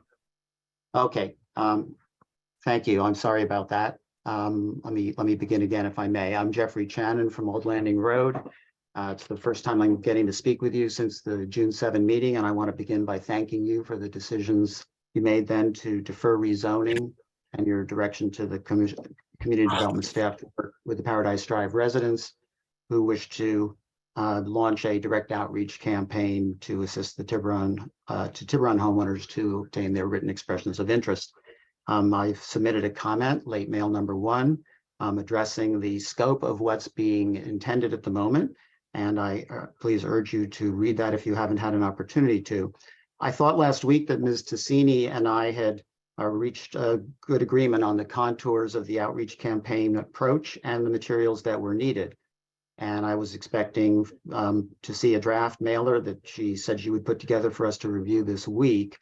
Instead, Ms. Tassini has recommended going the consulting route and paying O'Rourke and Associates around $10,000 to create deliverables by July 21 that my wife, Marianne, was able to put together in less than a day.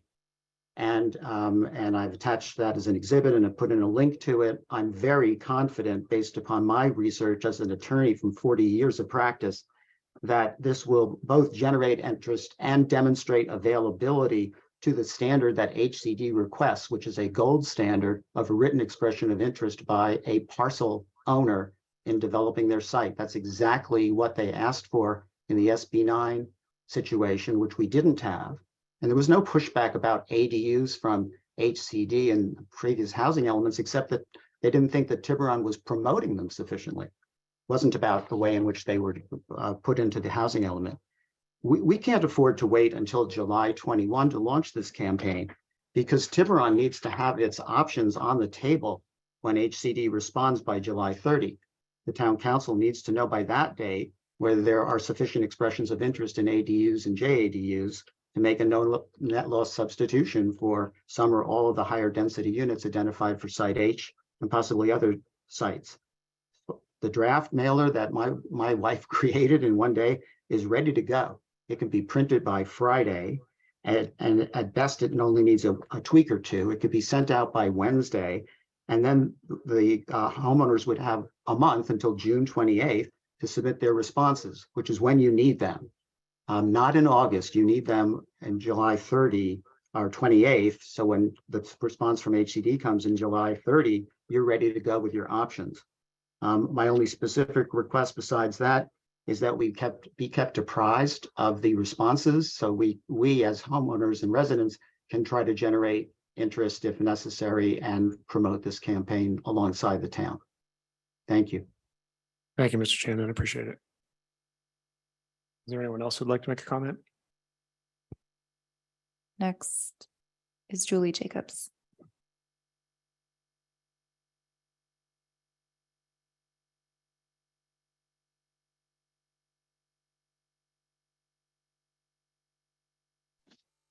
Thank you. Good evening, welcome. Thank you very much. I would like to ask the town council to consider, as part of this issue, who will be paying for the survey. And since there was already a housing element that was proposed and it was at the last minute changed, should those who are proposing the changes be the ones paying for the survey? I would also like to find out that whether, if the survey should produce a sufficient number of ADU applicants to reduce the number of outstanding units that the town must provide to meet the allotment, then would those units all be taken from Paradise K, or could they be spread throughout the areas that are currently being considered as sites? Thank you for your kind consideration. Thank you, Ms. Jacobs.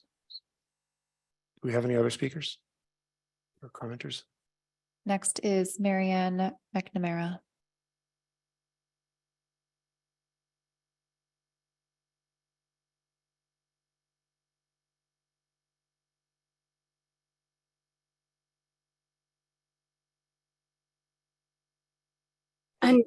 Unmute. Hi, I'm Marianne Shannon. I live on Old Landing Road.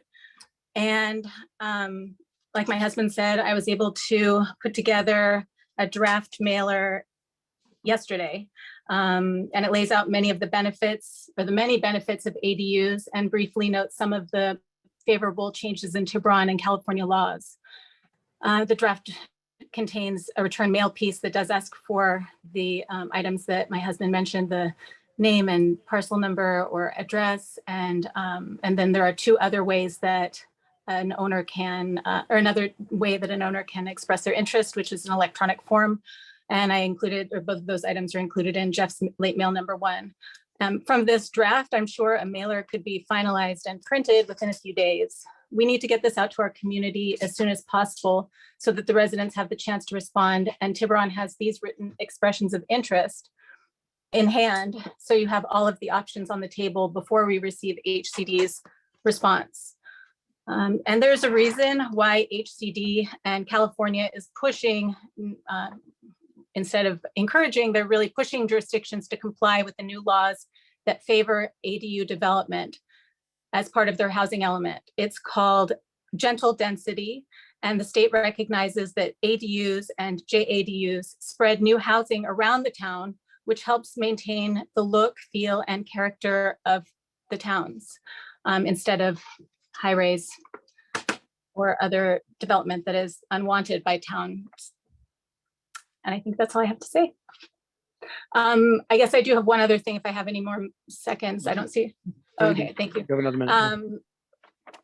If there are, I noticed in the proposal that Christine O'Rourke developed that if there are any stakeholder meetings or meetings with owners and stakeholders, that those should be public meetings, that they should include all stakeholders that are included in any development throughout the town, that is the way we should go forward, in my opinion.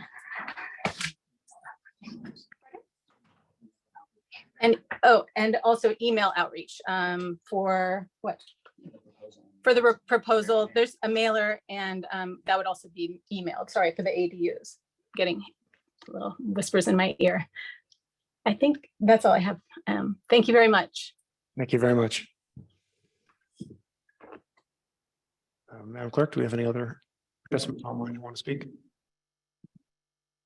Seeing none. Okay.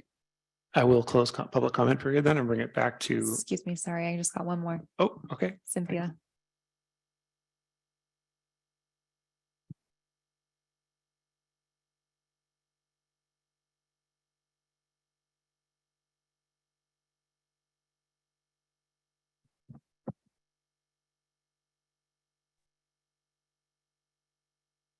Hi, can you hear me? Yes, we can.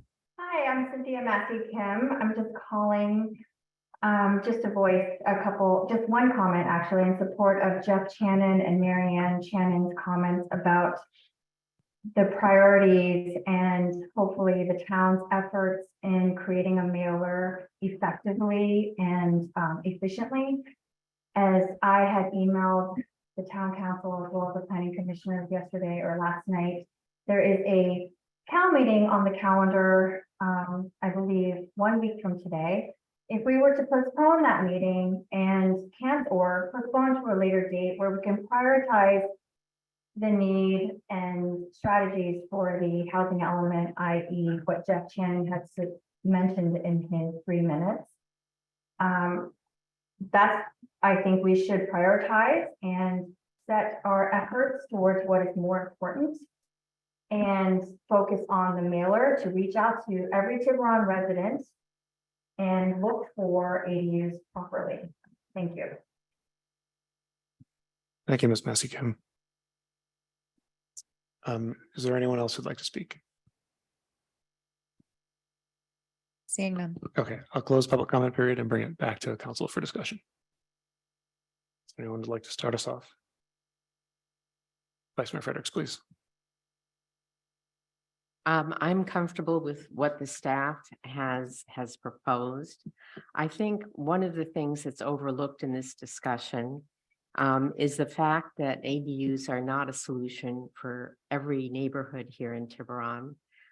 We haven't had a lot of them built, but when they are built, people are concerned about parking. They're concerned about how close to their property line the ADU is going to be.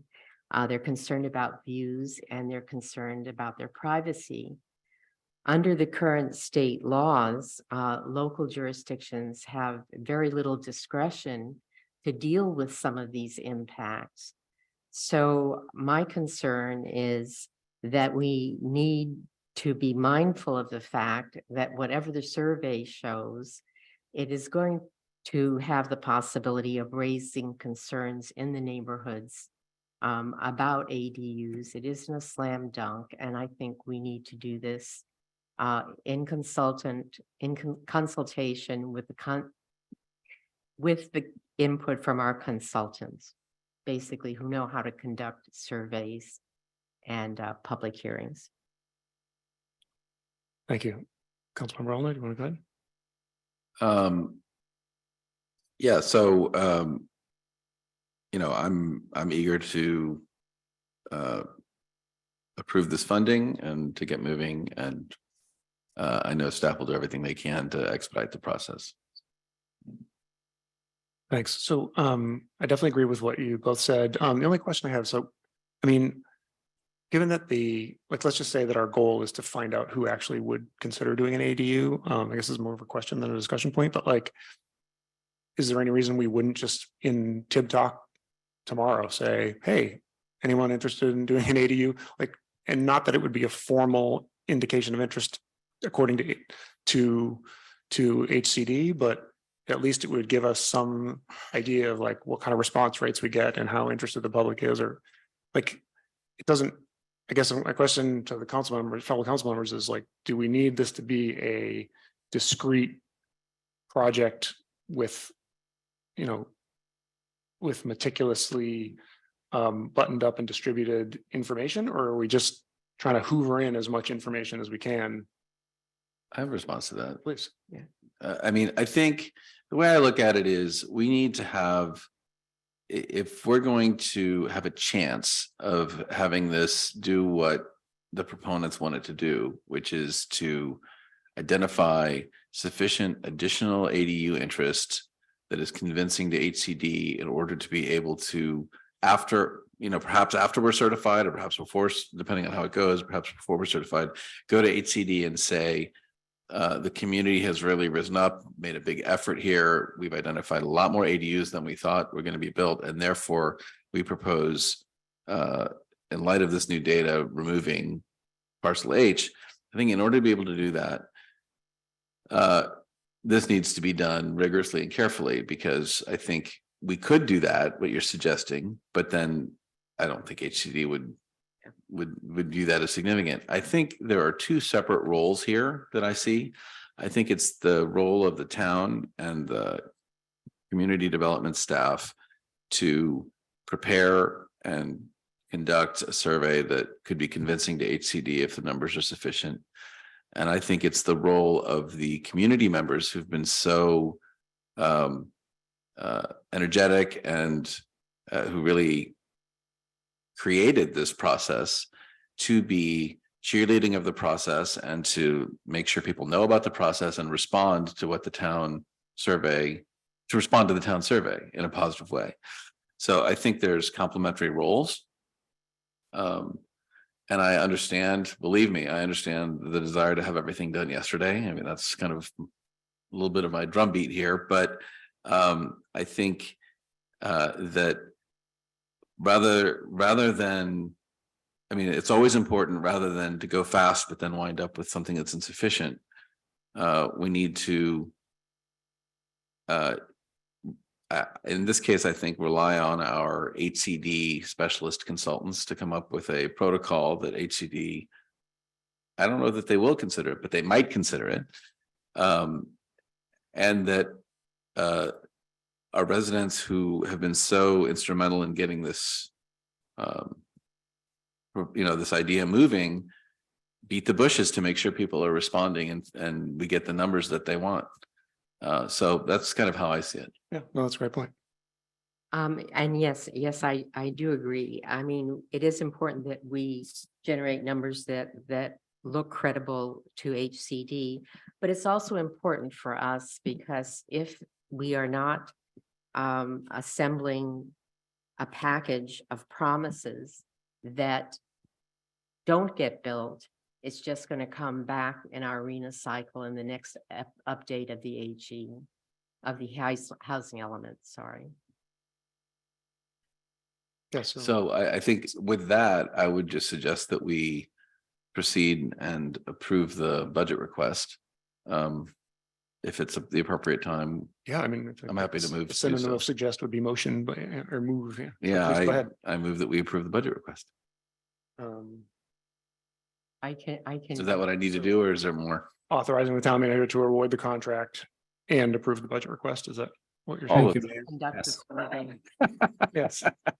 I will read the motion for Thank you. John. Okay. John is making the motion to authorize the town manager to approve the award of contract for the development of the objective design standards for multifamily developments, conduct the ADU study and responses to the fourth submission of the housing element to the State Department of Housing and Community Development.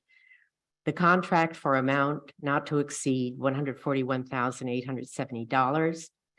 Also to authorize a fiscal year 2040 budget amendment effective July 1st, 2040 in the amount of $141,870 to fund the expenditure with the source of funds being general fund operating reserves. Thank you, John, for the motion. Thank you, Councilmember Wellner. Alice, will you second that motion? That you just read? I will second it. You don't have to read it again. All in favor of approving the motion, say aye. Aye. Aye. Anyone? All right, that motion passes 3-0. So now we move on to action item 5. As I mentioned at the beginning of the meeting, we're going to consider action item 4 as the final action item. So I just want to interject. I think it would be wise to look at 5 and 6 after 4 since they're related. Submarine. So the question came up, action item 4 is related to the budget. It says capital improvement program. Well, it's action item 4 is fiscal municipal budget and capital improvement program. So that item has 5 recommendations in it, one of which is related to the capital. I'll go in any order, but if we're going to be voting on components of the capital improvement program before we talk about capital improvement program, I don't think it's going to be very successful. Well, what I was going to suggest was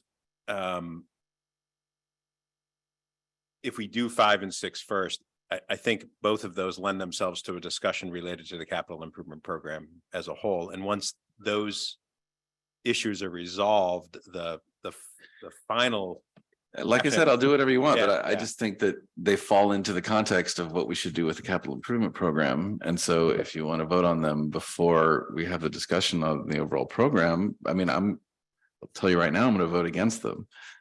So unless we can. I mean, I'll defer to the mayor if we want to do action item 4. Yeah, we'll do action item 4. It's fine. I mean, it doesn't really matter either way. It's a little awkward. We're just trying to figure out the least awkward way to go through these items. That's all. So yeah, so we will tackle action item 4 now, which is. Okay. Yes, which is council considering adoption 5 resolutions related to the adoption of the fiscal year 23-24 town of Tiburon municipal budget. The first 4 of those recommendations are items that we normally put on consent. It's essentially the first resolution approves the operating budget plan for the town for fiscal year ending June 30, 2024.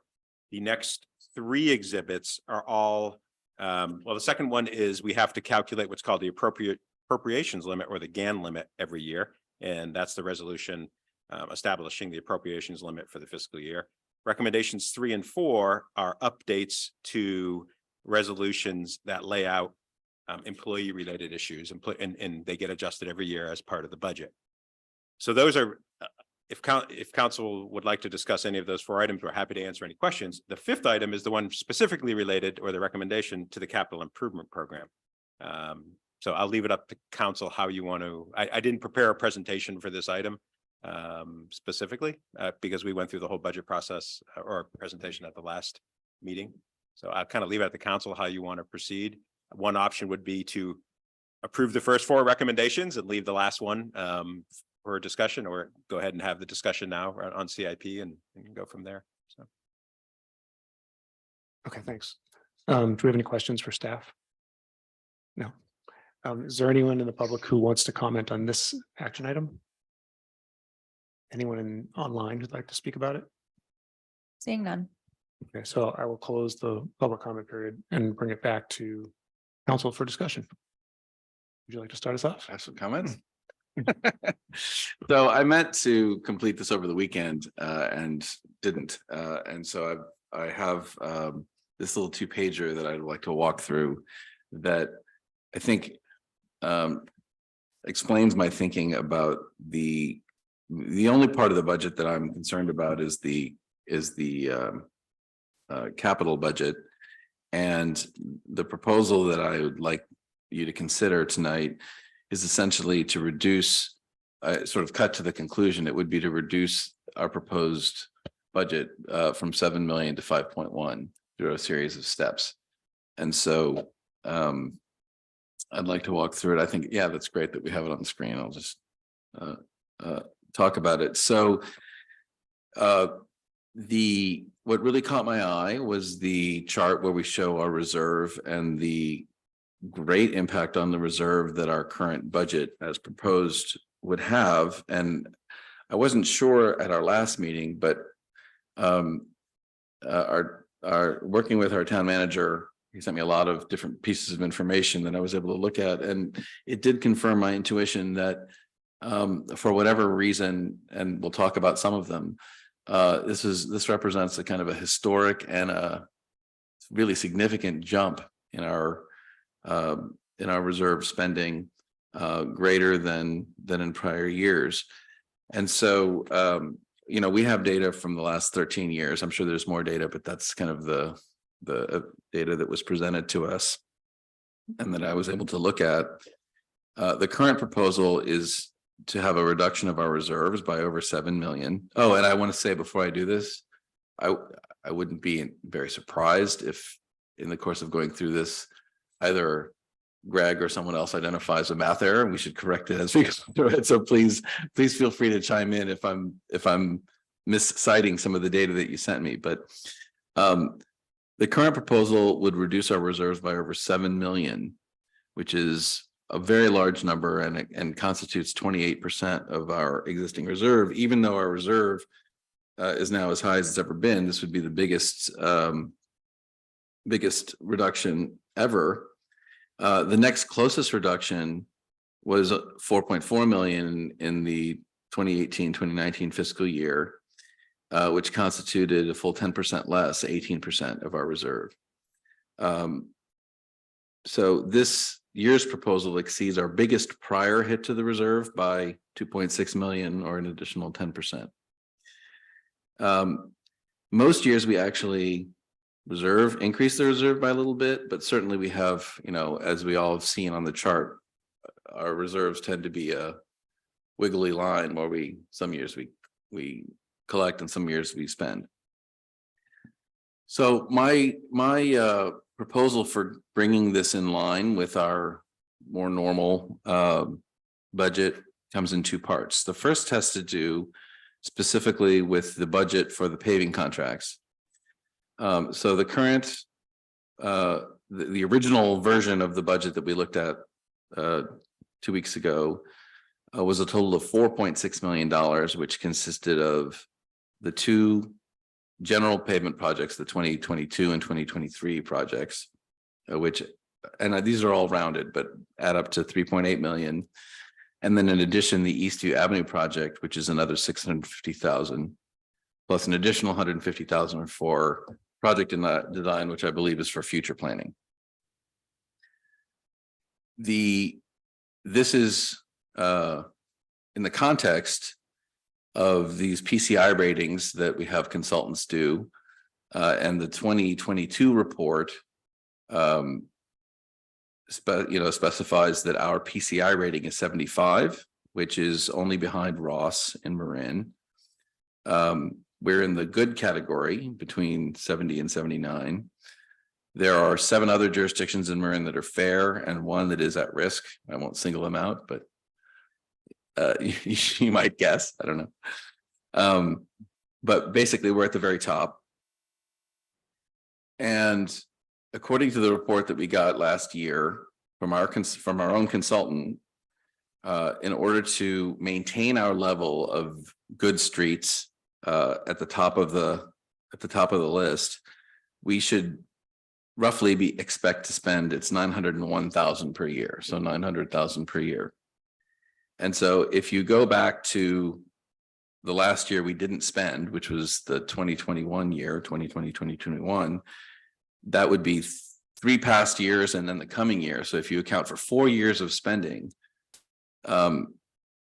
according to our own consultant report, that would amount to 3.6 million, which is a full million below where we currently are in terms of the proposal. So there are 2 things I'd recommend with regard to paving. One is, I think staff did some heroic work. I know it was complicated and I appreciate it. We have, as was mentioned at the last meeting, we have the ability to reduce the existing contracts that we have by 25% without having to rebid them. And the key trick to this, the fact that we can reduce them by 25%, as I understand it from the town manager, is that it's not a 25% dollar reduction, it's a 25% volume reduction. And so there's this complicated process. This is why I'm thanking staff that they had to go through to identify, okay, if we reduce 25% of the volume, how can we do it in a way that is consistent between the contracts and that works, and what will the dollar result be? So they did that calculation and came up with a significant reduction, not quite 25% in terms of dollars, but the reduction was some 700, basically, if you round, it's 750,000. So that would reduce, if we did that to the contracts, that would reduce our total paving budget to 3.9 million from the original 4.6 million. That's still 1 million more than we've ever spent previously in any given year. And then if there's this one outlier this year where there's this project to repair a very short strip of road. That's the Eastview Avenue project. I actually this last week took a drive and went down the Eastview Road. That whole area on Corinthian Island is very precarious. But I guess I would say I didn't view it as an emergent need or emergency. I think it's something that we need to deal with in terms of repairing that. But it didn't strike me as something that we should bust the budget on this year. So I would suggest that we postpone that by a year, and that would reduce our total paving budget to 3.2 million, which is still 300,000 more than we've spent in any prior year on paving.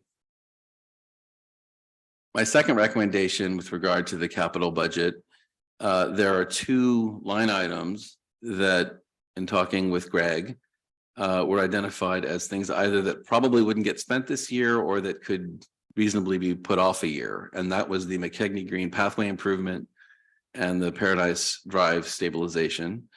I would, after I'm done going through this, if there's some reason that your view on those has changed, please chime in. But my understanding is that those could, with the least harm, be put off to the next year. And that would further decrease the amount that we're hitting the reserve by another 500,000. So the total reduction based on those measures would move us from reducing our reserves to the tune of 7 million to reducing them to basically 5 million. It would be 5.1 million. And that would be a 20% reduction of our reserves rather than the 28% number. And we would still be reducing them by 700,000 more than any prior year on record. So, I have no issue with the first 4 resolutions. With regard to the capital improvement budget, I would urge you to consider reducing the scale of this year's capital budget. And if we need to, I think the issues have been severed, so we can deal with capital over time if we need to. But those are the things I'd recommend, because I just honestly, I was a bit aghast at the size of the proposed capital spending. Thanks. Yeah, go ahead. Question? Sure. So my question is this, where did the unspent paving contract money, when we couldn't get bidders, what fund did that live in? Funding for paving projects comes from several restricted sources. Probably the largest one is this town street impact reserve fund. But other funds that we routinely take money from for paving are the state gas tax fund, SB1, I believe, funds. So those are the three primary funds. So when we allocate money but do not spend it, it simply just stays in those funds. So the fact that there was no bid on the previous paving contract that went out had no effect on general fund reserves. Well, it would act by keeping them at a high level. I mean, it has an effect that we didn't spend the money, so the reserves would have been reduced by whatever the contract amount would have been 2 years ago if we awarded the contract. So the money just simply goes unspent, so the reserves stay. So what I'm trying to figure out is whether the general fund reserves looked higher because we had not spent the previously allocated paving money. Sure. So I would just add that what I was looking for in looking at this analysis was not just to cut the numbers based on past spending. It was to come up with some grounded reason as to why we're spending what we're spending. And the best thing that I could find, and I'm open to other ideas, but the best thing that I could find was our own consultant's recommendation. And I wish I had put the chart here, but it's from the report that what is needed to maintain our current level of good roads is $900,000 a year. And so I thought generously, going back to the last time we spent, the year after we spent a big chunk of money on paving and accounting for every year at a 900,000 level, which is what the report talks about, and then allocating 900,000 more for the coming year, that's 3.6. So to my mind, that's the only number I have that, while it's not going to be perfect, expresses what is a reasonable spend for us going through the end of next year on paving. Sorry, what is the consultant report that you talked about? So I can actually, I don't know if you can show it, or I mean, I have it, but it's basically what you sent me that was issued by It's the actual PMI. It's the pavement management. And on one of the report. pages, there's a chart that kind of shows what various spending levels will achieve. And if we spend nothing, it shows the line going down to poor roads. And it says if we spend we a don't- ton more, we can go up a little bit. I can get it online. I mean, we don't have it prepared to. I mean, I definitely agree that if we have a standard that we should spend every year, and then we are varying wildly from it, we should have really good justification of doing it. I totally agree with that. And so the question in my mind is, I don't want to relitigate the consultant's report that I should have seen before and didn't. Sorry for that. But is $900,000 unrealistic, or like where did he get that number, or where did they get that number, and is that no longer reasonable, or how does it fit? Because ultimately you're right, like those two things should tie. Well, I mean, two things. One is, and just to be clear, we're not here arguing one way or the other. We're just trying to give you as much information as so you can make it. I would say the 900,000 is it's an estimate by a consultant. It's probably a year or two old now. So it was in those days dollars. So we heard the consultant last week say they're seeing increases in costs of 20 to 30%. So I don't know how you factor that in. But I believe the 900,000 number is the amount they calculated to keep the PCI the same. Yeah. Keep it across. And what's the date on the front of the report? The report was worked on in 2021 and the final version was released right around 2022. So I mean, it's the 2022 report is all. Right. correct. Based on information that was gathered in 2021. But So comment on this again. While I appreciate a close look at what we're doing to our reserves, I'm always worried about the fact that paving deferred can just result in exponential increases in costs. Over what timeline deferring some of the roads that you have deferred, because I noticed some of them have already been deferred already. I suppose without sitting down and really looking at it, you can't give a ballpark about the costs of deferring maintenance of some of the roads you took off the list, especially the ones that were off the list, taken off the list last year. Yes, so some of the streets that we are proposing to take off the list, just delaying these by 1 year, the dig outs may grow by an additional 20%, which will increase the rehab cost an additional $100,000 for next year based on present day dollars. So again, there's a lot of factors, weather, rain. A lot of these streets are already kind of alligatored. So if you have a lot of rain coming in, it'll go inside and now damage the base rock, the base of the street, which means that the dig outs will increase. And we're just seeing increase in price all over. And we're not seeing these prices come back down. So moving forward, we're either going to have to really have smaller projects and live with the fact that our PCI will probably not go up if we want to maintain that $1 million. So instead of having 20 streets that we're going to rehab, we may have to come down to 8 and just be more of a maintenance type of projects versus rehabilitation as much as we can. Like we took out Paradise Drive. This was going to go from town limits just to the roundabout. Just that section of street alone was about $1.5 million just to rehab that street. So we removed that from the 2023 project just to try to make it work prior to developing the final plans. I was listening to a jurisdiction, my hometown's jurisdiction on their PCI and out in the Central Valley, horrible roads. And their report came back that if they spent $60 million every year for the next 5 years, that their PCI would actually go down by 5.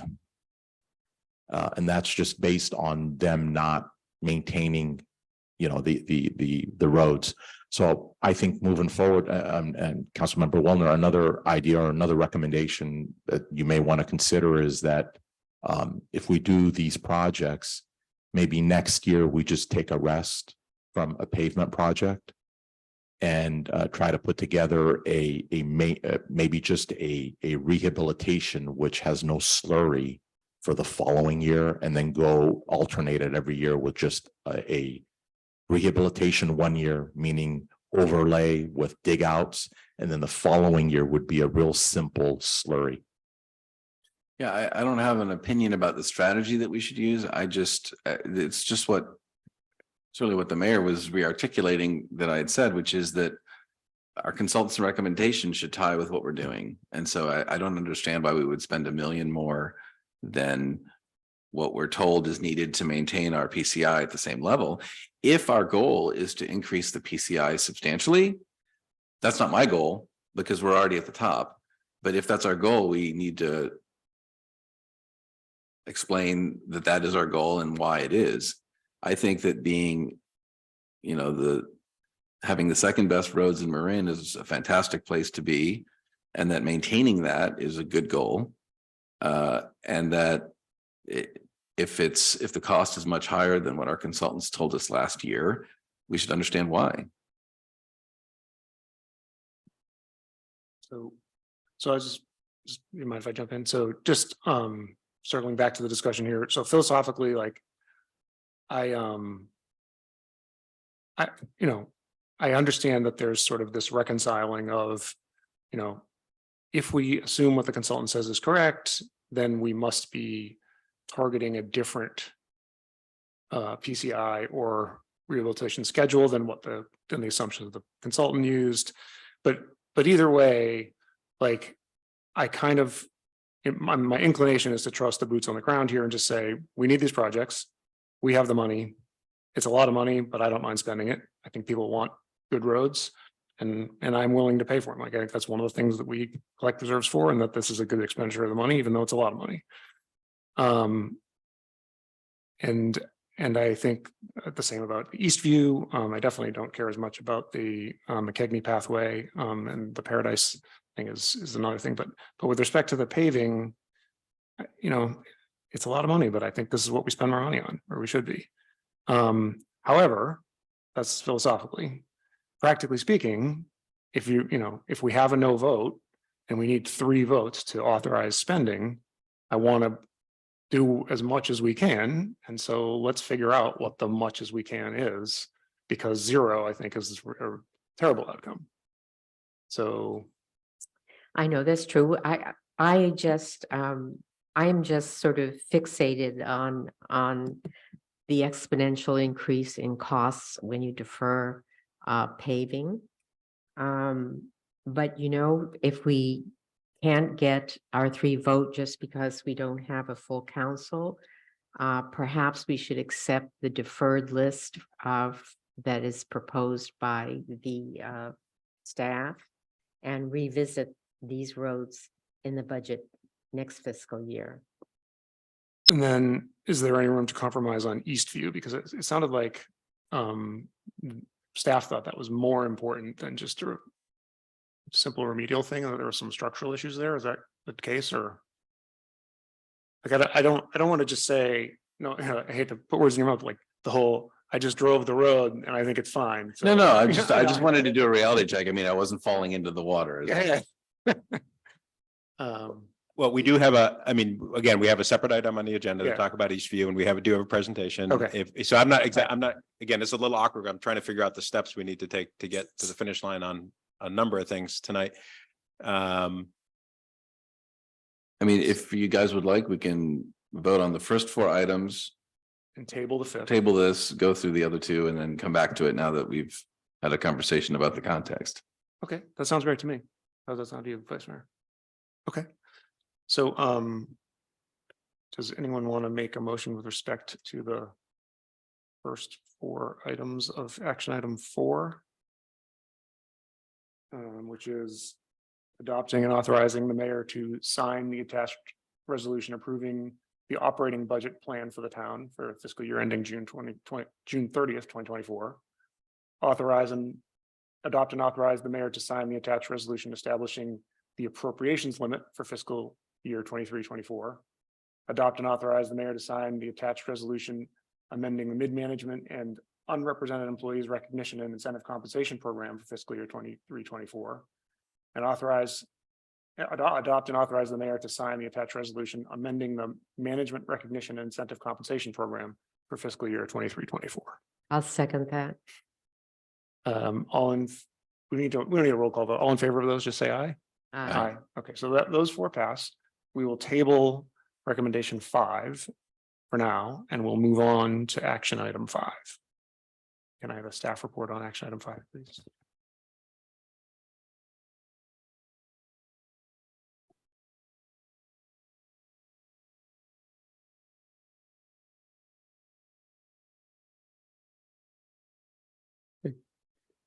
Good evening, Mayor, Vice Mayor, Council Member. This project is the Eastview Rehabilitation Project.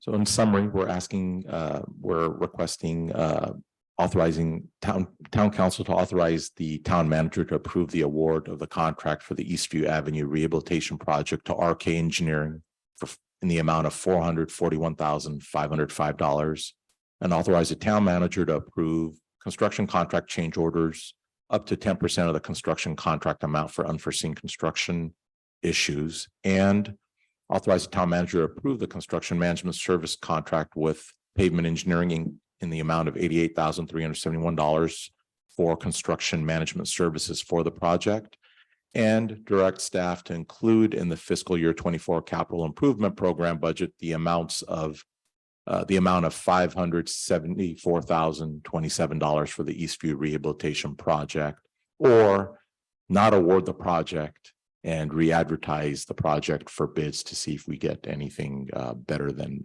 what we have currently. Okay, I'm sorry, I just want to interject here. I believe, didn't you send me, Greg, a handwritten change because we changed contractors that this amount was gonna go up to 644? Is that 574? It does say 574 there. Is that figure going with number? Yes. This is with the second contractor. So this is the elevated.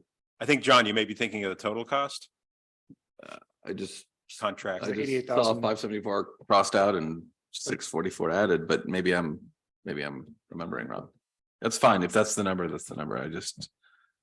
The CIP says 644 now with with your handwritten changes. Right, and the CIP includes. Yeah, well, why don't David keep going and we'll sort that. Figure that out. Okay. So right now, again, you had seen, council had seen this payment condition index at the last meeting, explains the condition of payment, how it is calculated from 0 being failed and 100 being in excellent shape, a brand new road. Currently, right now, Eastview Avenue has a PCI of 27. It is on the verge of failure.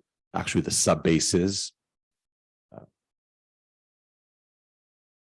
So the engineer's opinion of probable construction cost for the project was $379,399. The town advertised the project on May 9th, 2023. Bids for the project were publicly opened publicly on May 25th, 2023, and we received 4 bids. VNH Builders was the low bid at $368,428, followed by RK Engineering, $441,505. Then Gelati Construction Company, $515,300, followed by Major and Gelati Inc. at $557,557. So VNH Builders bid analysis. So staff received and reviewed the bid from VNH Builders as they were the apparent low bidder. So pursuant to section 3.02 of the town's instruction of bidders, evaluation of bids, all respondents' bids were reviewed for responsiveness and inclusion of all required information. And any response bids that were incomplete in any material respect would potentially be deemed non-responsive and rejected as provided by that section.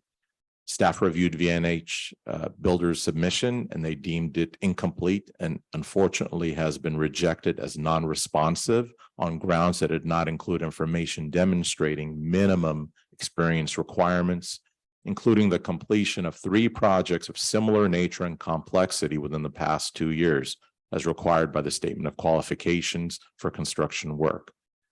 They did indeed list 3 projects. 2 of them were vertical construction projects and 1 was for sidewalk repair. And none of these projects were similar enough in nature to the town's roadway project, which resulted in their bid being non-responsive based on it being incomplete. So staff reviewed this second low bid submitted by RF Engineering Inc. And we have determined that they have a valid contractor's license. They submitted all required forms, have no bid irregularities, and that they are the lowest responsible and responsive bidder. The bid is over the engineer's estimate by $62,166, which is about 14%.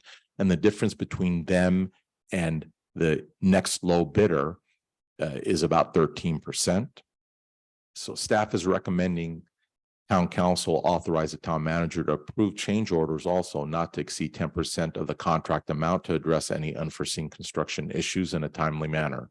So what we've expended to date, current fiscal year 22-23, $54,091 on design. For the projected fiscal year 24, construction contract would be $441,505, a 10% contingency, $44,150, and the construction management, which includes inspection, $88,372 for a total of $574,027. Here's the section of Eastview that is considering the rehabilitation. It's from the town limits there where it meets Alcatraz, Belvedere jurisdiction, all the way down to the other end of Alcatraz. So it's about 750 feet worth of street. Here are some current photos that I did take this morning of the street. Some of the pictures may not do it justice, but it is it's drivable. I would consider it like an alley road, the condition that it's in. Here's some more close-up pictures where we have just alligator asphalt throughout the street with potholes that have been repaired and filled. But again, the subgrade of the street is not in good shape. Did you say alligator? Yeah, Is that a alligator. term of art, or what is that? What does that mean? It's a term commonly used to describe degrading asphalt because of the way the surface looks when it starts to break apart. And that's like those pictures right in there. It's alligator. Here's some more pictures here again towards the end of Eastview as it meets Alcatraz one more time, just pavement irregularities and failure.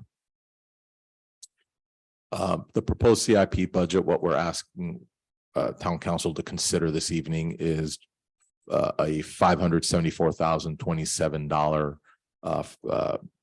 proposed from the Tiburon Street Impact Fund, and that would include the construction, the contingency, and also the construction management services. And again, the recommendations this evening authorize the town manager to approve the award of the contract for the Eastview Rehabilitation Project to RK Engineering, $441,505. Authorize the town manager to approve construction contract change orders up to 10% of the construction contract amount for unforeseen construction issues. And authorize the town manager to approve the construction management services contract with Pavement Engineering, Inc. in the amount of $88,371 for the project.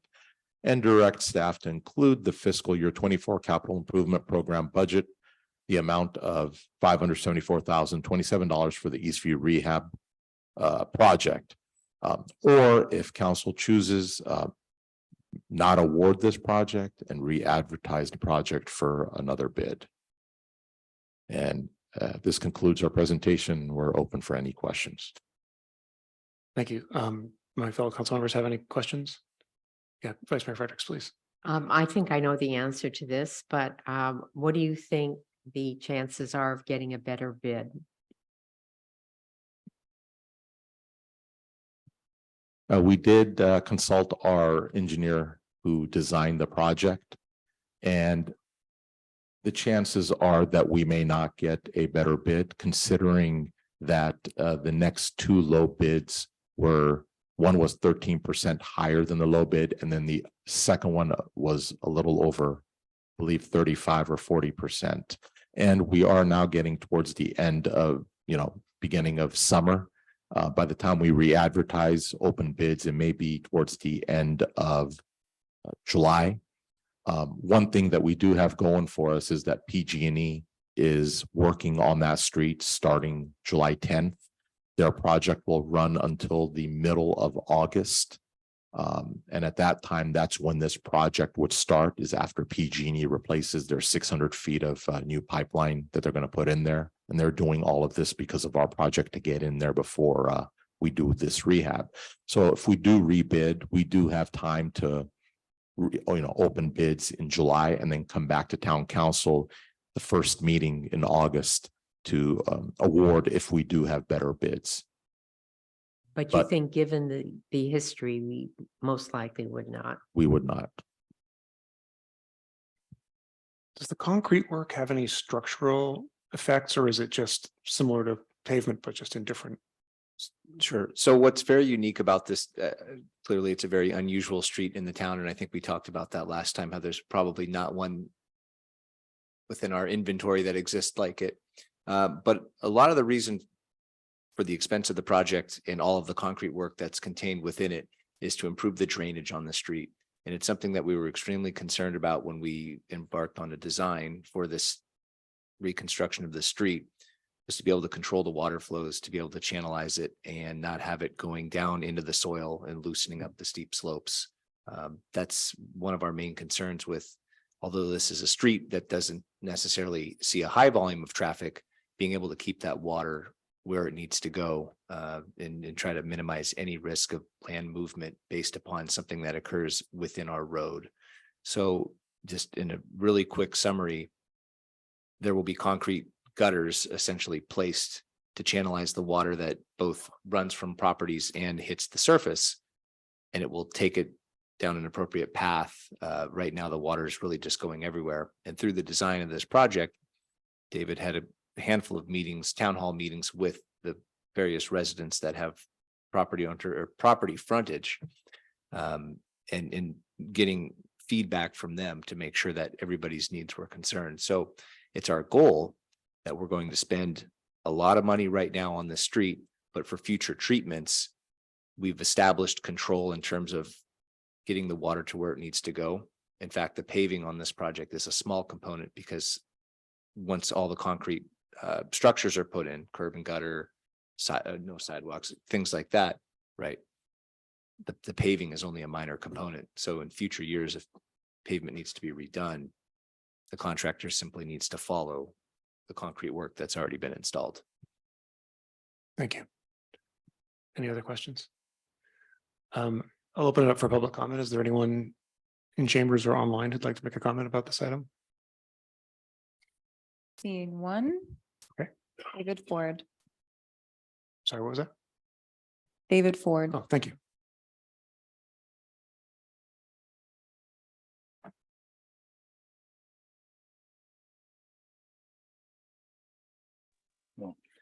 Sorry, are you able to hear me now? We are, yeah, welcome. Oh, great. Okay. I don't know if any of my neighbors are on the call, but frankly, I was very surprised to hear the comment about driving down the street recently and not thinking it needed to be repaved. One of my neighbors said that she felt like she lived in a third world country living on this street. And I want to start by thanking David and his team for all the great work they've done. As was just commented, he has met with a lot of the neighbors and solicited our feedback, and frankly, I think has done a great job. And I noticed that on that one scale, you gave the road a 27 on a scale of 1 to 100. Frankly, it feels like it failed. The road is just in absolutely horrible shape. And if our goal is to be at the top of the scale and the second best in Marin, this might be the worst street in all of Marin. I'm sure there are others that have failed, but it's terrible. So please don't delay this project any longer. It really needs to get done. I appreciate the opportunity to tell you my thoughts. Thank you. Thank you for calling in. Do we have anyone else? Seeing none. Okay, so I'll close public comment period and bring it back to council for discussion. And if I may, before you start, I just want to confirm that the 574 number is correct. John, I'm looking at that piece of paper that you're referencing, and you're right. I had scratched it out and put in 644. I didn't realize at the time that David and Patrick had already updated the Eastview number. So essentially, this year's proposed expenditures are inflated by $70,000. You can reduce that by $70,000. Okay, well, there's a savings of $70,000. It's right there. Just like that. Like magic. You knew it could be done.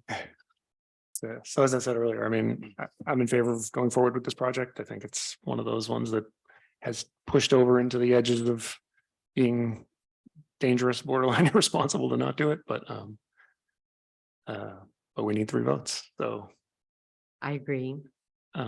that would be an area where I would be asking you to compromise, I guess, on your proposal. Yeah, I mean, I think I think I've made my viewpoint clear in terms of our need to be careful about spending our reserves. I think and this is why it's difficult when this is spread across 3 different agenda items, as you were pointing out. But I think if the rest of the things that I'm proposing look like there are things that could be approved, then particularly this project, if it's not done this year, it's gonna have to be done clearly next year. So you know, I could see approving this in order to be able to, I think that would reduce the reduction that I was talking about from 1.9 million to 1.3 or 4. And I think that would be a substantial savings that I would feel good about. Okay. I can safely say that I will agree with you on the next action item if you approve this action item. So I'm going to make a motion to do all of the above. Authorize the town manager to approve the award of contract for the Eastview Avenue Rehabilitation Project to RK Engineering for $441,505. And authorize the town manager to approve construction contract change orders up to 10% of the construction contract amount for unforeseen construction issues. And authorize the town manager to approve the construction management service contract with Pavement Engineering, Inc. in the amount of $88,371. And then direct staff to include in the fiscal year 2024 capital improvement program budget the amount $574,027 for Eastview Avenue Rehabilitation Project. That's my motion. Do I have a second? I'm not seconding it. I'll second that. Okay, all in favor of approving that motion, say aye. Aye. Any opposed? None. Good. So that passes 3-0. Thank you. And now we'll move on to action item 6. Could I have a staff report on that, please? So we were not going to go through the entire project again unless council would like us to. We're happy to do that. I mean, I think Councilmember Wellner summarized it fairly well where we're at. We're happy to recap if you would like the numbers that were bid and proposed, but it's in the staff report. We're happy to bring it up on the screen if that's helpful. But I think really the question is, you know, Councilmember Wellner's suggestion.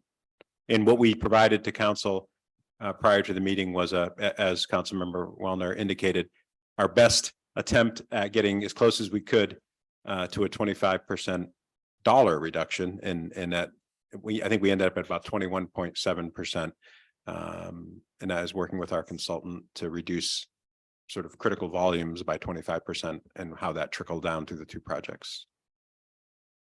Hope that's helpful. We can bring up on the screen. And if you could just, you did send us an email with the streets that would be removed from the proposed project, but I was just wondering if you could put that up on the screen, just so it can be recorded. Give me a minute here and I will do that.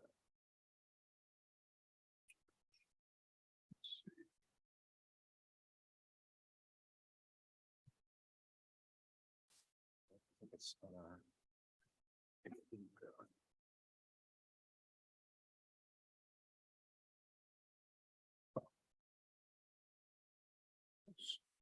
What? I'm a selfless public servant that way.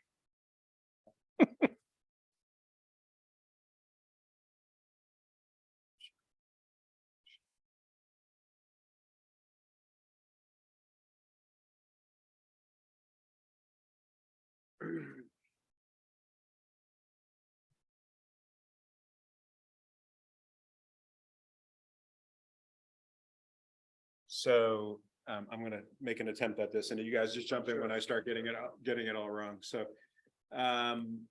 this top part of the list are the streets that would be removed from the rehab project, and the ones that have asterisks after them would also be removed from the slurry project, or would not be removed? No, so the top list, all of those streets would be removed from the 2023 pavement rehab project. Those 6 street sections that have asterisks next to them, the dig outs will be removed, but they will still get slurried.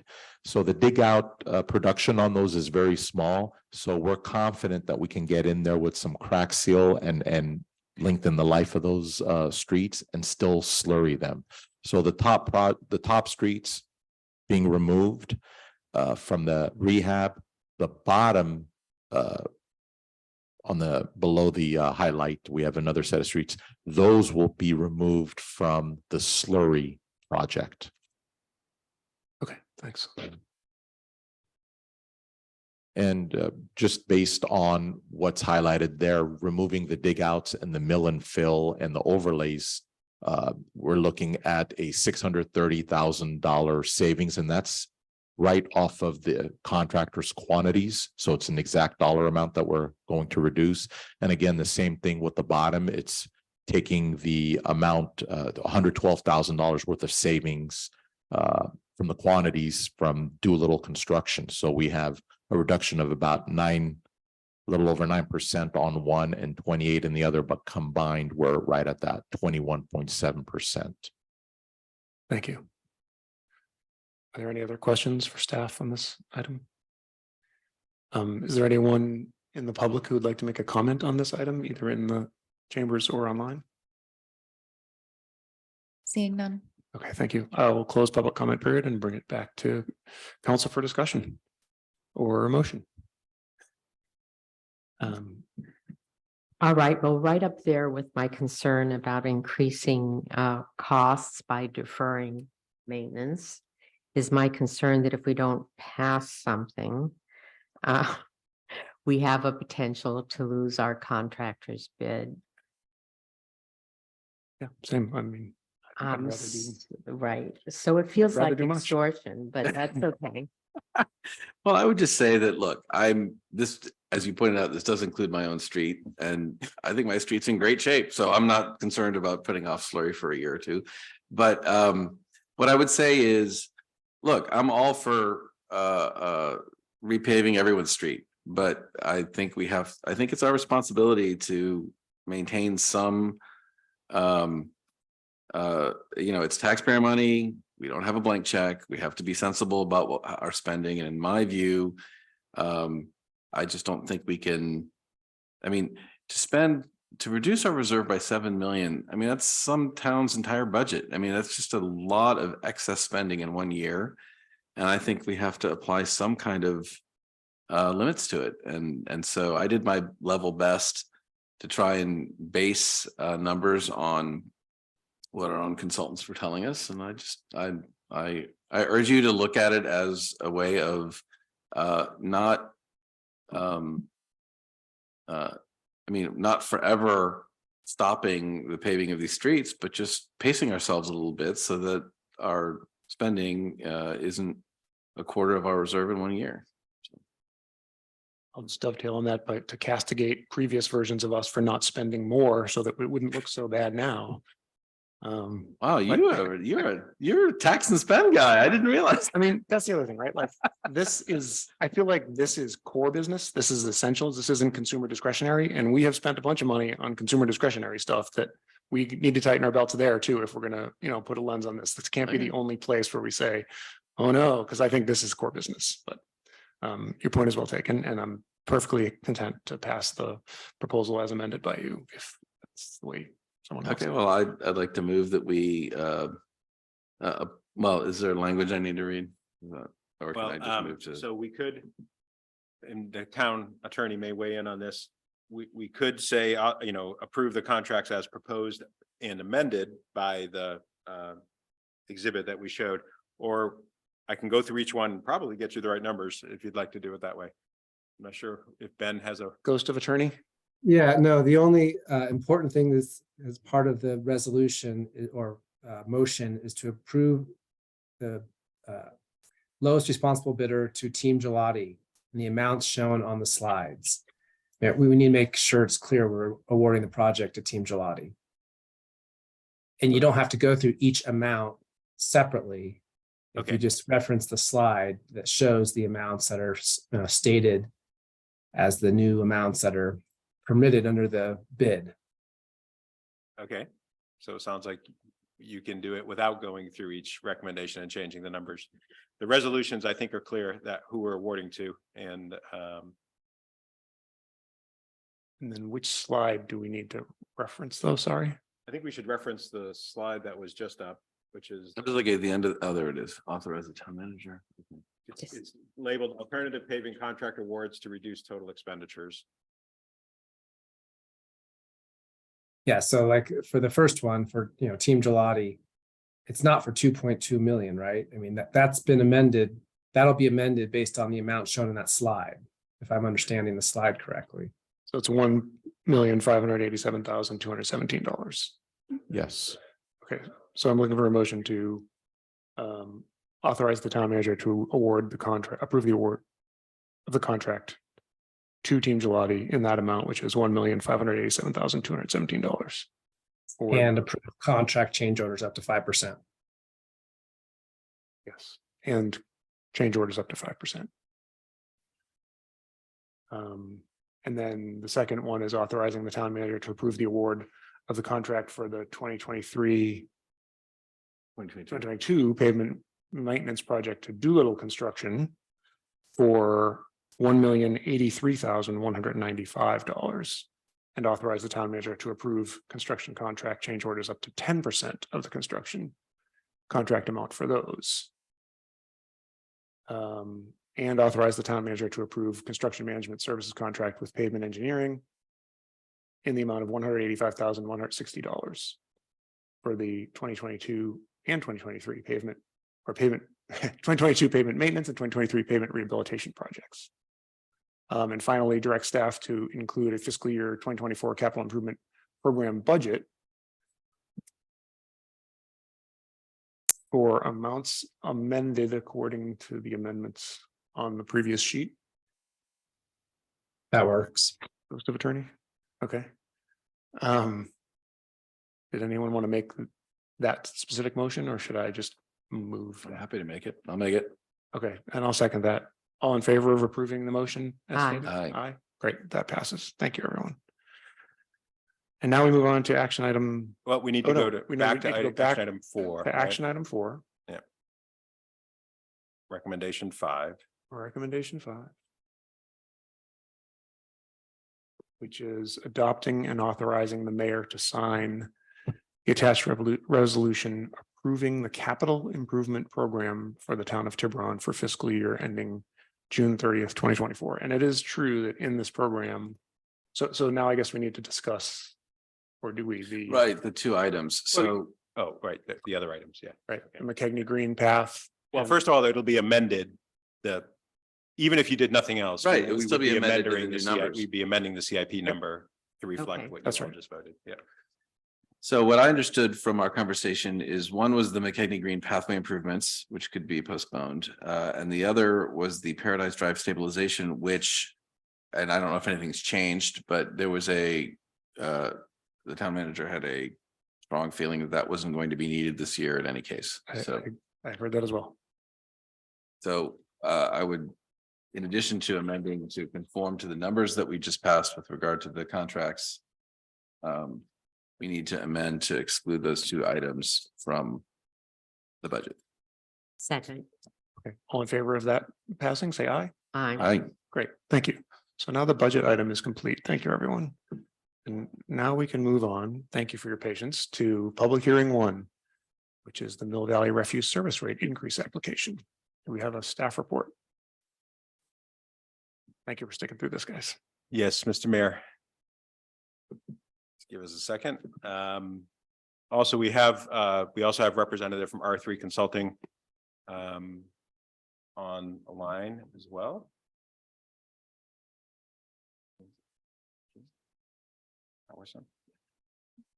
Jim Howison from R3 Consulting is also available to answer questions. But just as background, the town has an exclusive franchise agreement for solid waste collection with Mill Valley Refuse with a current agreement signed in 2011. And I'm going to give just a little bit of background about the agreement timeline, because this has been the subject of discussions at council meetings in the past. And then we'll move on to the purpose of this meeting, which is the rate increase application. The initial term of the agreement, again, it started in 2011. The initial term was for 10 years, which would have brought us to 2021. The agreement included 2 optional 5-year extensions. The first 2021 to 2026, and the second would be 2026 to 2031, respectively. Council in 2016 voted unanimously to allow the first 5-year extension to go forward. So currently, our franchise agreement runs through June 30th, 2026. Council may recall several years ago, when we discussed this item, we were up against a deadline, and I believe it was 2020. or 2020 maybe, where council had to decide whether they wanted to exercise the second 5-year option. It was by 2021. By 2021, or if well, at the time, council requested that staff work with Mill Valley Refuse to extend that deadline to make that decision. We were successful in doing that, and council has adopted an amendment that extends that deadline to next June, so June 30, 2024. So to summarize, the current franchise agreement runs through June 30th, 2026. Council has the option of extending that agreement for 5 years to 2031. They need to make that decision whether they're going to exercise that second option by next June 30th, 2024. We'll be returning to council in early 2024 to discuss this, but I just wanted to give you that background before we move on to the item that's actually on the agenda, which is considering Mill Valley Refuge's 2023 rate increase request. The agreement allows Mill Valley Refuge to adjust fees for 2 consecutive years based on the increase in the consumer price index. In the 3rd year or any year that the request is above CPI, Mill Valley Refuge must apply for a base rate change. The last rate change requested by Mill Valley Refuge was in August 2021. We received Mill Valley Refuge's rate increase application on April 1st of this year, and that the initial application indicated an increase of 4.22%. As we routinely do with all the other franchisees from Mill Valley Refuge, the town cooperated with Belvedere, Mill Valley, Corte Madera, and others in hiring R3 Consulting to analyze the rate application by Mill Valley Refuge. And we have a presentation that Jim from R3 will go through for you. In summary, though, in subsequent to the application being submitted, it was learned that the cost of, I believe, recycle or disposing of recycled material was increasing dramatically. So when R3 did their analysis, the rate increase was calculated higher for all agencies, including Tiburon, and it results in a rate increase application of 5.04% for Tiburon. With that, I think we'll turn it over to Jim from R3 Consulting, and he can summarize their findings as they went through the analysis. Okay, thank you very much. As stated, my name is Jim Howison. I'm the senior managing consultant. I'm actually the one who reviewed the application, wrote the report, and everything you're going to look at is basically based on my review. Can we go to the next slide, please? So, back one, please. So within this presentation, we're going to discuss the purpose of a rate review, the methodology, the findings that we had in this specific case. And then we're going to do a county-wide comparison on the 32-gallon cart. Next slide, please. So the purpose of having a third-party review and verification of the rate application has many aspects. First, it's to prove the mathematical accuracy of the information. When we receive the information, we go by spreadsheet tab, confirming the math, making sure it confirms with the franchise agreement. We also make sure that it adheres to the past practices, conforms with any requirements for allowable and non-allowable costs, whether the projections provided by MVRS tied to their financial records, and the reasonableness and revenue and expenses, just to make sure, one, they're sitting within industry norms, and also they reflect the current economic environment at the time. Next slide, please. So the rate adjustment methodology, in a nutshell, under the contract that MVRS has with the town of Tiburon, is they're entitled to a 10% return on allowable costs. So that is our primary focus, to make sure that the ratepayers of Tiburon are getting a fair deal. But at the same time, we want to make sure that the hauler is receiving a fair return on their investment as well. Can we go to slide 4? So what are the elements of a rate application? First, we do look at the audited financial statements. Second, not all the numbers that we do receive are audited based on a timing difference between we receive the information and when the current year audit is completed, but we do look at those for consistency year over year. We make sure that the expenses that are projected by jurisdiction are fair and reasonable. We look at the revenue projections by jurisdiction to ensure that the revenue projections are also fair and reasonable. And then we come up with our conclusion on what we believe is a fair and reasonable rate increase. Slide 5, please. So in our review, we did find that the revenue and expenses were all reasonable. Nothing was out of line, nothing seemed too much, nothing seemed too little. As you mentioned previously, there was one adjustment for the recycling tonnage that went from $27.95 a ton to $66.23 a ton.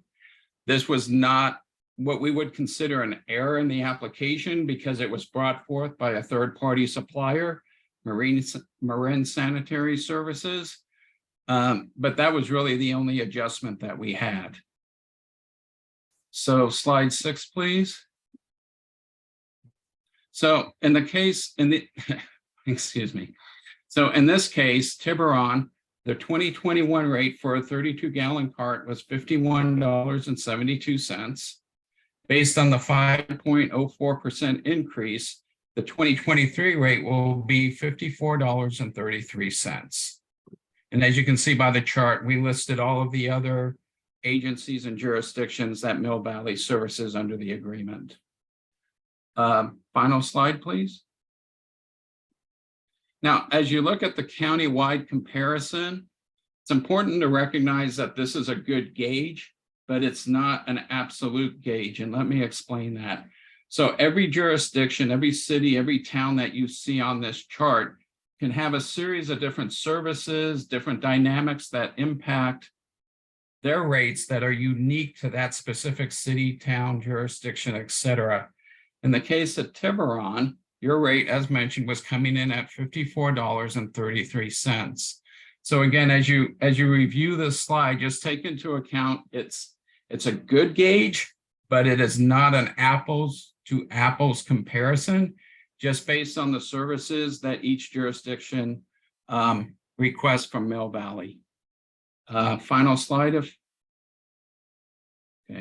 so that's the end of my presentation, and thank you for your time. Thank you, Mr. Howson. Is there any further staff report? No. Okay. So are there any questions for staff or for Mr. Howson? Yeah. Vice Mayor Fredericks? Greg, I know that Mill Valley Refuse includes in their package some extra services that people may not be aware of. Can you mention them, or can the representatives tell us?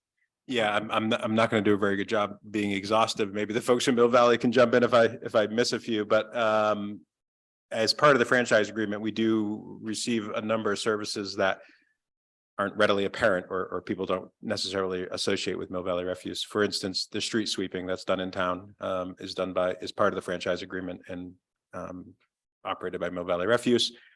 The town as a customer we use debris boxes at the courtyard, for instance, on a routine basis. I don't know how many a year we'd go through. I'm sure it's dozens would be my guess.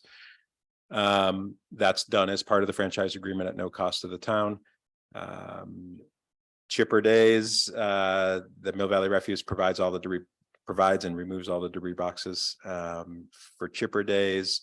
The portable bathrooms, for instance, there's one at Tether Park that's there permanently. That's done at no extra charge to the town as part of the franchise agreement. There you go. So we routinely lean on Mill Valley Refuse to provide portable toilets for special events, extra trash containers, and all that. And they've been very accommodating in all those regards. And I know I can't necessarily speak to the arrangement with the chamber. It's not a town event. The wine festival, I know Mill Valley Refuse provides a lot of sort of free service for the wine festival each year as well.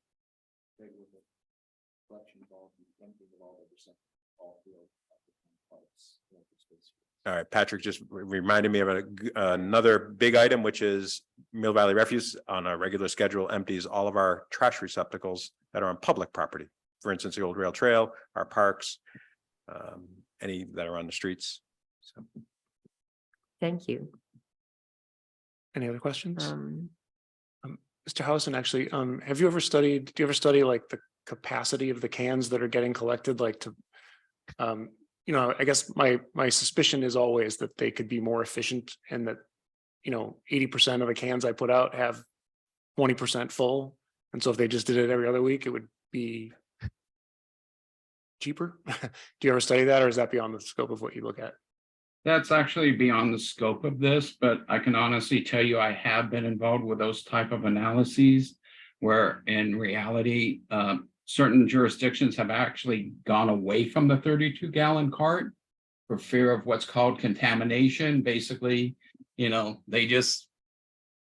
what ends up happening is they fill up their 32-gallon cart, and even though it's trash, they then look at the recycling bin and said, hey, I have space there. And so they dump it in, and that's what's referred to as contamination. And so there has been jurisdictions that have moved away from the smaller cans to try to avoid that type of contamination. Thanks. Any other questions? And I don't know if staff can deal with this, but I know there's been push for agencies and also for certain service providers to electrify their equipment. Is there that kind of a push on Mill Valley Refuse to provide electrified garbage trucks? I'm not a, you know, Mill Valley Refuse could speak better to whether they're getting that from folks. I've heard that talked about, you know, sort of as a theory that you know, we could potentially transition to electric EV refuse trucks. I'm not aware of any Marin jurisdiction that's requiring it. I think the state is. They're here if they want, if you want to ask me. Can you address that? Yeah. Also address how that kind of planning works into your budget and translates into ratepayer increases. Absolutely. Hello, esteemed council members. My name is Gene Delazopa. I'm managing partner of Mill Valley Refuse. To your question, in regards to electric vehicles, California Air Resources Board recently passed regulation with advanced clean fleets. Part of the regulation, it requires high priority fleets to become fully electrified by 2039. Through this regulation, they offer a model year approach and a milestone approach to meet these goals. The purpose of advanced clean fleets is they want to get green gas house emissions off the road. And it's, you know, they pushed the regulation. There was a lot of concerns with electric vehicles in terms of payload loss efficiency. The empty weight of a garbage truck is typically 33,000 pounds. When you add battery weights ranging from 2,000 pounds, it can become 38,000 pounds. So there's a weight issue and there's a battery range issue. Being part of the talking with assembly members about the infrastructure needed for it, there's also, that is, in my opinion, the biggest issue. It's going to be, how are we going to power these trucks? What's good is that there are funding sources available through Carl Moyer grant and also through HVIP. In addition, PG&E is also, the way I look at it, we're at the, we have to work with PG&E in order to get the infrastructure needed, such as transformers and so forth. They require a 2 minimum purchase with the fleets. So we're working diligently. My fleet manager and other managing partner, Alex Averoni, we work a lot on this. We've started the groundwork in exploring granting opportunities. What's very exciting is I'm a big believer in technology rapidly improving. One positive note I will say with the garbage trucks is they're very, I would say, quiet and clean. And I imagine the technology is going to evolve, and, you know, it's exciting, but it's going to require a lot of work for us in order to do the proper planning and infrastructure needed. Thank you. It occurs to me as a town representative is another impact, and not a good one, of electrification and heavier vehicles is the wear and tear on our roads. But thankfully, that's not your problem, is it? That's correct. I will say that we do teach our drivers to drive very cautiously in neighborhoods. Especially with the terrain covered in Tiburon, it goes from, wide to uphill to very narrow, just as we've seen with Eastview. So our drivers do what they can. And, another aspect of electrification, there's going to be more technology embedded in the vehicles, which also aligns with our future goals. Thank you very much. Any other questions? No, is there anything else you would like to tell us about that is pertinent to ratepayer and franchise costs and services? Absolutely. So part of the rate increase during 2022, we did negotiate a new union contract with our drivers. So we negotiated a 4-year contract where they'll get a 15% raise for this first year. Part of that was to provide them with a livable wage. In terms of rising costs I've seen in 2022, diesel is the biggest one. We've seen prices fluctuate up to 40%. In addition, we also had COVID-related issues when it came to ordering new truck parts and also vehicles. In addition, we've definitely made more of a conscientious effort in terms of being involved with the community. The Wine Festival was a very good event. In terms of interacting with customers face to face, we've seen a lot of positive engagement as well when it comes to the library specifically. For me, I think the face-to-face communication when it comes to legislation changes with the solid waste industry is going to be very important. That includes SB 1383, in addition, SB 54, which is going to help reduce plastic pollution when it comes to packaging. Hopefully in the future, there will be more legislation that pushes products to be made more sustainable and more environmentally friendly with California. And then we lead the rest of the nation. Thank you very much. So if there's no further questions, I will open up to public comment. Is there anyone online who would like to speak? Seeing none. Okay, I'll close public comment period and bring it back to council for discussion and a motion. Anyone want to start us off? I'm trying to run up to the motion. We have. So what are we doing now? Is this the public hearing? So we conducted the public hearing, yep, and we have to move to adopt a resolution which is attached approving the solid waste collection rates for the period of July 1st, 2023 to June 30th, 2024. So moved. Second. All in favor of approving that motion, say aye. Aye. Anyone no opposed? So it passes 3-0. Thank you very much. So that brings us to almost the end of the meeting. Do we have any town council reports? I would like to make a short report. My first one is to thank the Diversity Inclusion Task Force, Ruben and Noah, and the Chamber and the people who put together the Juneteenth celebration. It was truly wonderful. And for me, the most heartwarming part of it was when a Diversity Inclusion Task Force member, Annette Harris, talked about how they celebrated Juneteenth in their family in Texas, right down to the food, where she reports they always drank red soda, strawberry soda, and their potato salad was yellow because they always put mustard in it, which I thought was interesting because that's what we did when I grew up in Hawaii. I think this particular presentation brought it right down to community and family. And I wanted to note that and thank her for it. My second report has to do with state legislation. The mayor and the MCCMC Legislative Committee are actually authorized on their own in an emergency situation, which this is, to write letters of position on legislation that affects the town's services. In this particular case, SB 584 is a proposed measure that would bring forward a statewide occupancy tax on short-term rentals. The League of California Cities, now called Cal Cities, recommends an opposed position and provides letters to express that position.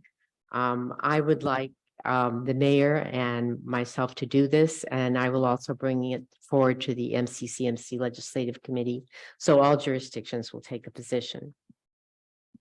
Great, thank you very much. Do we have any town manager reports tonight? Just a reminder that we will be canceling both regular council meetings in July. And unless something goes awry, we won't see you till the beginning of August. Well, thank you very much for hanging in there tonight, and the meeting is now adjourned. Thank you.